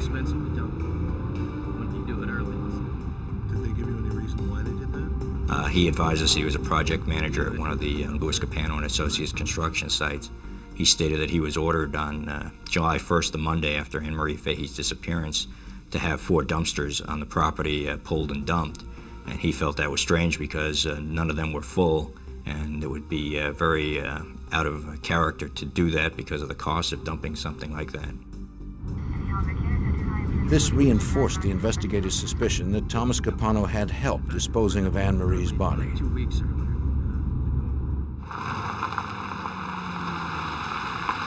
Louis Capano's development company was served with a subpoena for the dumpster records, as investigators began to turn up the heat on the powerful Capano family. Louis, I need to talk to you. Here, go ahead and take these. Get with Bob. They hoped one of the brothers would turn against Thomas and tell authorities about Anne Marie's disappearance. Your screw-ups are driving me crazy. The solid bonds between brothers began to strain, but Thomas managed to keep everyone in line. See you later. Bye. Under oath, Louis denied that he had ordered the dumpsters emptied. Undaunted, investigators continued to pursue their best lead. So we traced that dumpster. We went to the hauling company, and we found out exactly when the dumpster had been removed. We found out the dump that it had been brought to, and we went to that dump site. In the middle of August, an evidence recovery team arrived at the Delaware landfill. Workers pointed out the area where the dumpsters had been emptied. The recovery team searched for anything that could be traced back to Thomas Capano's home. We were looking for the carpeting, the love seat, possibly a murder weapon, and also possibly Anne Marie Fahey's body. For 4 hot, grueling days, FBI agents scoured the landfills. They found nothing. The investigators finally walked away, tired and frustrated. Despite their strong suspicions, they didn't have enough evidence to bring charges. To agents, detectives, and prosecutors, it looked as if Thomas Capano had gotten away with the perfect murder. In August 1996, FBI agents and Delaware authorities continued to pursue evidence against Thomas Capano for the murder of his former mistress, Anne Marie Fahey. She had been missing for 8 weeks and was presumed murdered by her wealthy ex-lover. As FBI agent Eric Alpert explains, investigators had no physical evidence to support their theory. There were several challenges in this investigation. We had no murder weapon, no true crime scene, no body, and no witnesses who would come forward and give us information as to what had happened. On September 6th, investigators received the call they were hoping for. The blood plasma Anne Marie had donated a month before her disappearance had been recovered just before it reached its European destination. Sure. Agents needed a known sample of Anne-Marie's DNA to compare to the unknown sample from the blood spots found in Capano's house. But DNA lab examiner Alan Giusti didn't know if the plasma would be sufficient. The problem with extracting DNA from plasma is that plasma is the portion of blood that is separated from the blood cells, and the blood cells are what contain the DNA. So when you're working with plasma, you're actually working with a very poor source of DNA. To his surprise, he found residual red blood cells in the plasma. This enabled Giusti to retrieve a small amount of Anne-Marie's DNA. He compared her DNA sequence to the sequence from the unknown source.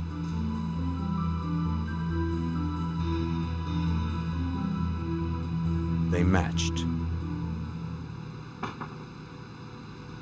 There was only a minute chance that the blood spots from Capano's house did not belong to Anne-Marie Fahey.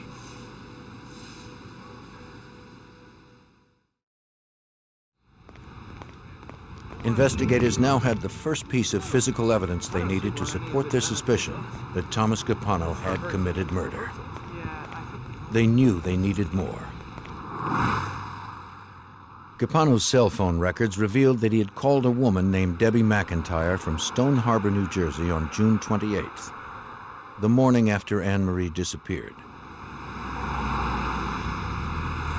Investigators learned that Debbie McIntyre was yet another one of Capano's mistresses. We saw that they called each other frequently, but we weren't sure about their relationship. From doing further interviews, we found that Thomas Capano and Debbie McIntyre had been having an affair for approximately 12 years. So at the same time when he was having an affair with Anne-Marie Fahey, he was also having an affair with Debbie McIntyre. Agents also learned that Jerry Capano, the youngest brother, had owned a boat anchored in Stone Harbor. Detective Robert Donovan investigated. We found out that Jerry Capano had sold this boat locally. Somebody local had purchased it. We were able to track that down and spoke with a gentleman and looked at his boat. They scoured the boat for traces of Anne-Marie, but found nothing. The new boat owner told investigators that Jerry Capano had sold the boat without anchors. They suspected that the anchors were now at the bottom of the ocean, wrapped around Anne-Marie's body. Assistant U.S. Attorney Colm Connolly and his team turned their attention to Jerry Capano. And so beginning back in November of '96, we put in place this undercover operation with the idea that we would gather incriminating evidence of Jerry's activities and any other information we could gain about his role on June 28th in disposing of the body.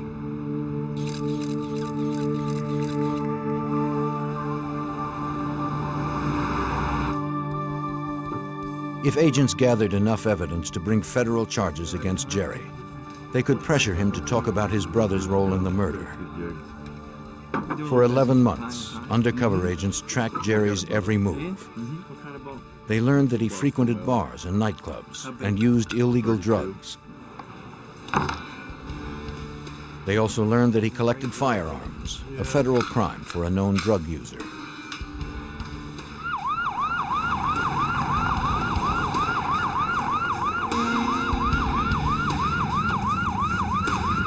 On the evening of October 9th, 1997, 15 months after the disappearance of Anne-Marie Fahey, the FBI, assisted by the ATF, raided Jerry Capano's house. He was caught completely by surprise. A friend with a criminal record stood with him in the garage. If agents found illegal narcotics stored in the same house as Jerry's weapons, they'd have the physical evidence needed to leverage his cooperation. They found a small arsenal of guns stored in the bedroom closet of Jerry's 3-year-old son. Agent Alpert searched the laundry room near the kitchen. He dug through the pockets of Jerry's clothes. Jerry's collection of rifles and handguns wasn't illegal per se, unless they found illicit drugs on the premises. Agent Alpert found them. he recovered cocaine and marijuana. Now investigators had what they needed to charge Jerry Capano with felony firearms violations. They could also levy child endangerment charges. They did neither. Prosecutors would offer immunity if Jerry would testify against his brother Thomas. We did not believe Jerry had any role in the murder of Anne Marie Fahey. We only believed he had a role in the cover-up, the disposal of evidence. And we also knew he was very loyal to his brother. He almost viewed his brother as a father figure. But at the same time, he had a wife, he had children, he had a pretty good life, a life that he probably wouldn't want to give up to go to jail. And that was the card that we had to play. I mean, they've come through the entire house.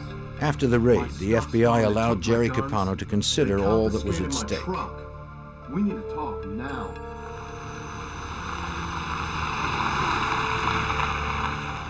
He was forced to choose between his brother and his wife and children. The pressure upon Jerry Capano was enormous.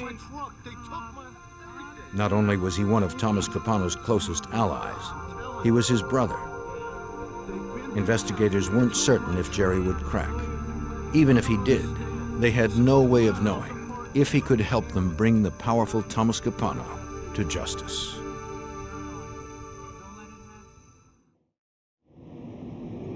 A year and a half after the disappearance of Anne Marie Fahey, Jerry Capano asked to see the FBI and U.S. Attorney Colm Conley on November 8, 1997. Federal authorities had threatened Jerry Capano with federal firearm charges if he did not cooperate with their investigation. They suspected Jerry had helped his brother Thomas Capano dispose of Anne Marie's body in the Atlantic Ocean. With legal counsel by his side, Jerry related his involvement in the incident. It began months before Anne Marie's June 28th disappearance. With you personally. Early in 1996, his brother Thomas came to him with a problem. Jerry told Agent Eric Alpert that he didn't realize Thomas had lied to him. Well, in February 1996, Thomas Capano went to his brother Jerry and told him that he was being extorted, that somebody was threatening his children. He asked Jerry to get him some cash to help pay the extortionists. He also asked Jerry for a gun and said that he might need Jerry's help someday with the boat to dispose of the extortionist's body. Jerry provided Thomas with $8,000 and the gun he asked for. Thomas returned the weapon a month later, telling Jerry the money was enough. He didn't need the gun after all. He heard little else about Thomas's problem until Friday, June 29th, 1996. I got a call from Tom. Early in the morning, Jerry stepped out of his house to find his older brother parked at the end of the driveway. Thomas looked upset. 6 o'clock in the morning, Tom. What are you doing here? Jerry, I need your help. Hey, Jerry, I need you to get the boat. I don't want any part of it. Jerry knew, as soon as Tom asked to use the boat, that Tom had been involved in the killing of somebody. And Jerry said to Tom, "Did you do it?" And his brother said yes. And Jerry said he didn't want to have any part in getting rid of a body, and he refused to give up the boat. He said he had a wife, he had kids, he had a beautiful home. And Tom played the brother card. Tom said, "I have nobody else to turn to. You're my kid brother. Please help me." I'll meet you at your house. About an hour? And finally, Jerry relented. And Jerry agreed to meet Tom and to go to Stone Harbor and to take the boat out and dispose of the body.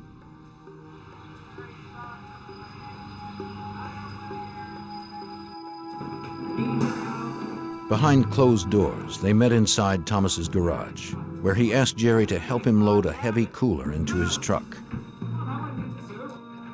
He never opened the cooler, but Jerry believed the body of Thomas's extortionist was stuffed inside. Only the carpet remained. What are you gonna do with this rug? This isn't Jerry told his brother not to take it on the boat because it probably wouldn't sink.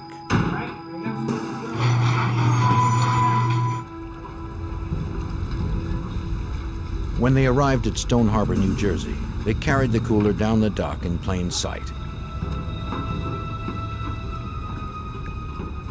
It was a common cooler used by fishermen at the marina, large enough to carry an ample supply of bait. No one would think twice about two men loading the heavy container onto a boat.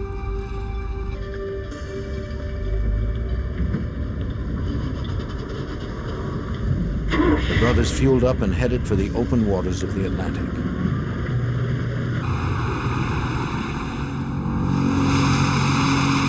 Thomas Capano ordered his brother to motor 60 miles offshore, where the water was deep enough to hide the body permanently. No one else would be close enough to see what the brothers were about to do. They heaved the cooler into the sea, but Thomas Capano miscalculated. The makeshift coffin floated. Thomas then ordered Jerry to sink the cooler by firing slugs into it.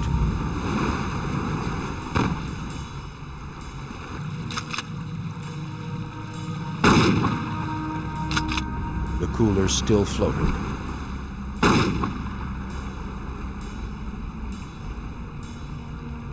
The millionaire lawyer retrieved it and decided to sink the corpse without the cooler.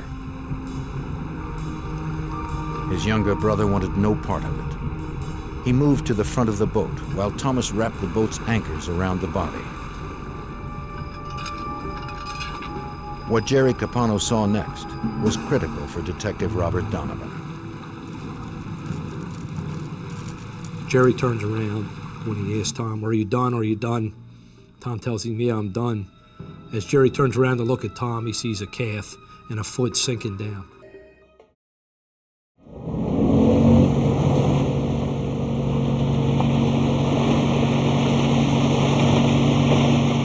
On their way back to Stone Harbor, Thomas Capano disassembled the cooler and scattered its parts into the ocean. And Tom said he needed me to come back to the house, that he had something else that I needed to do with him.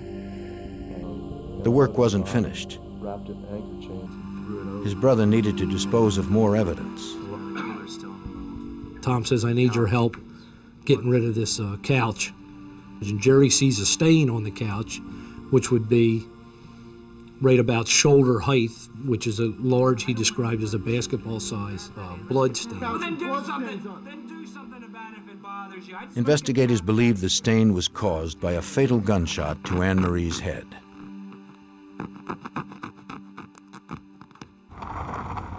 They dumped the couch and the carpet into a trash bin at a construction site managed by their brother Louis.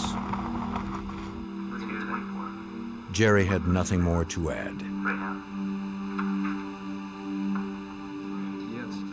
When word got out that Jerry had cooperated with investigators, his brother Louis appeared with his lawyer 2 days later. Conversations for an official record.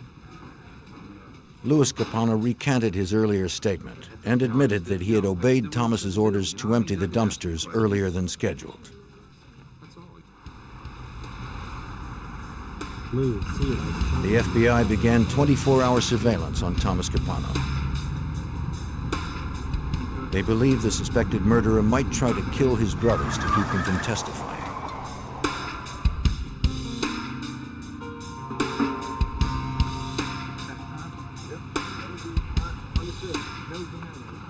Less than a week later, on November 12, 1997, the surveillance team watched Capano and his brother Joseph loading suitcases into their truck.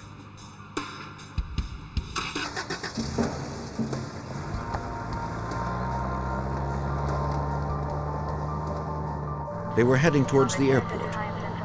Agent Alpert feared Thomas was fleeing jurisdiction. At that point, I paged Colin Conley, the assistant United States attorney who was inside the grand jury room, with a 911 page to come out. I told him of the details and said we need to make a decision on what we're going to do. Investigators felt they still didn't have enough to charge Thomas Capano with kidnapping and murder. but agreed they had to stop him from fleeing. Alpert ordered his arrest on grounds that Capano had obstructed justice by coercing his brothers to give false testimony. 17 months after her disappearance, the suspected killer of Anne Marie Fahey was finally in custody. Two brothers now stood against one. But investigators still had no body and no murder weapon. On November 12, 1997, the FBI arrested prominent Delaware lawyer Thomas Capano. He was the prime suspect for the murder of Anne Marie Fahey. His younger brother Jerry claimed Thomas had dumped a corpse into the Atlantic Ocean.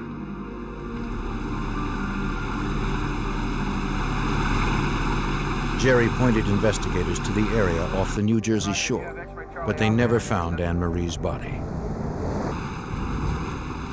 Assistant U.S. Attorney Colm Connolly had a daunting task ahead of him. We didn't have a body, and that's always a problem. There have only been a handful of prosecutions in the country that have been successfully done without a body. And in Delaware, prior to this case, there had only been one case prosecuted without a body, and it had resulted in an acquittal. The only physical evidence they had against Thomas Capano were two specks of Fahey's blood found in his living room. While investigators prepared the difficult prosecution, Special Agent Eric Alpert learned something that could strengthen their case. We received a phone call from an individual who said that he had found the cooler floating in the ocean around the weekend of July 4th, 1996. And I asked him to further describe the cooler, and he said that the cooler was missing a lid and had a bullet hole in it. The lead sounded promising. I'll have somebody there. The caller read an article about Capano's arrest that reported a cooler was used in the crime.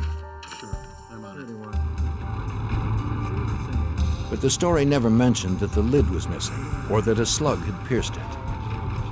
Alpert immediately drove the 2 hours to Bay City, New Jersey to check the lead.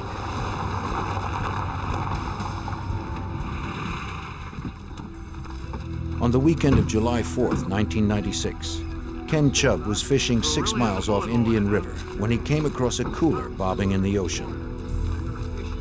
It had 2 bullet holes and blood stain, but you know, we were amazed that this was a brand new cooler, but we weren't amazed at the bullet holes or the blood because they shoot shark a lot, and there might have been a shark flopping around in there and they shot it, and that's where the blood came from. Yes, sir. There certainly is. In fact, there's 2 of them. Chubb patched the holes, replaced the lid, and used it as his own until the Capano arrest story broke. Agents discovered the barcode on the cooler matched the one Capano purchased with his credit card on April 22nd, 2 months before Anne Marie disappeared.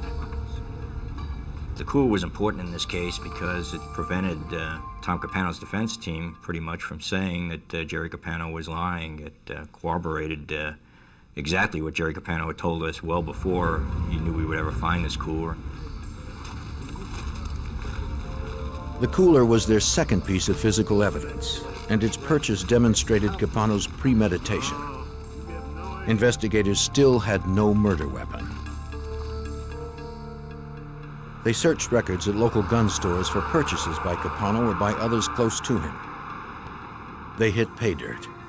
Investigators discovered that Capano's mistress, Debbie McIntyre, had purchased a .22 caliber Beretta on May 13th, 1996, 6 weeks before Fahey disappeared. They brought McIntyre in for questioning. She pretended that her relationship with Thomas Capano was more casual than it actually was. She spent years in jail. Connolly asked if Capano owned a gun. McIntyre denied it. No. I asked her, "Do you own a gun?" And immediately her demeanor changed. She started blushing. She got very nervous. It was clear that she was lying, and she told us this just fantastical story about buying a gun and then throwing it in the garbage can. And we asked her, did anybody know she had bought that gun? And she said, one person, and it was Tom Capano. Connolly pointed out that if McIntyre supplied the gun to Capano, she had committed a felony.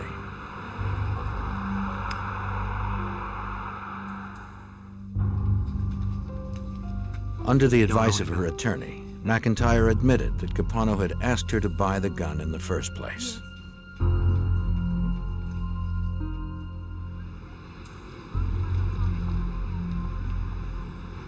The trial began on October 26, 1998. Early on in the proceedings, Capano surprised the prosecution by admitting that he had disposed of Fahey's body as Jerry had testified. He also admitted to asking his brother Louis to empty the dumpsters early. On the witness stand, Capano painted his own version of events on the evening of June 27, 1996. After dinner, he and Anne-Marie came back to his place. According to Capano, they had resolved their differences. They were enjoying each other's company when Debbie McIntyre burst into his house. What are you doing? Who is this? In here with what are you doing in my house?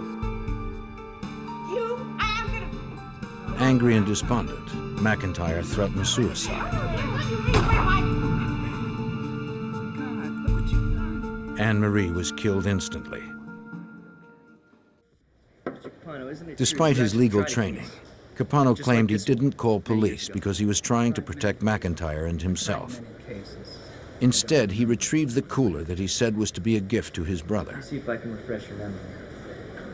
He decided to use it as a coffin. This is the official document. During cross-examination, Connolly pointed out that Capano had prosecuted a similar case in 1976 when he served as Assistant Attorney General for Delaware. In that case, the killer dumped his victim into a creek near Delaware City. At the time, Capano was quoted as saying the killer would have gotten away with his crime if he would have dumped the body into the Atlantic. Capano denied this. Well, it's all here. Can I submit this, Your Honor? In the state's version of events, Capano forced Anne-Marie Fahey to return to his house. She was determined to end their affair. Capano would not be jilted. He took out the Beretta that McIntyre bought for him and shot Fahey in cold blood.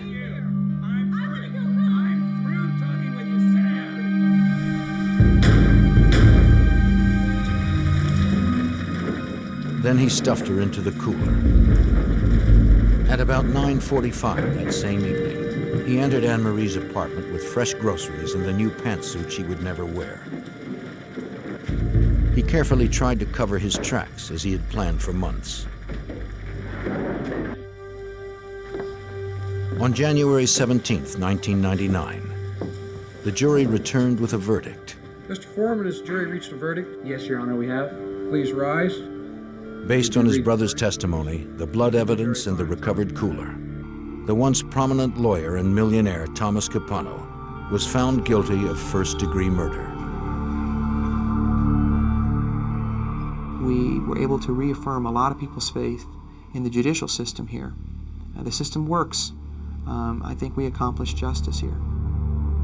I have a very good relationship with the Fahey family, and so I think we've not only been able to bring about justice, but we've brought as much comfort as they can have given the tragedy they had to suffer.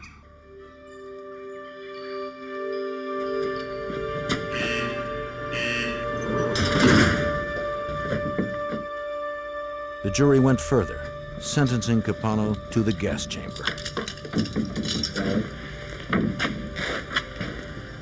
It was the first time in Delaware history that a defendant had been found guilty in a capital crime without a body or a murder weapon. Capano now waits on death row pending appeals.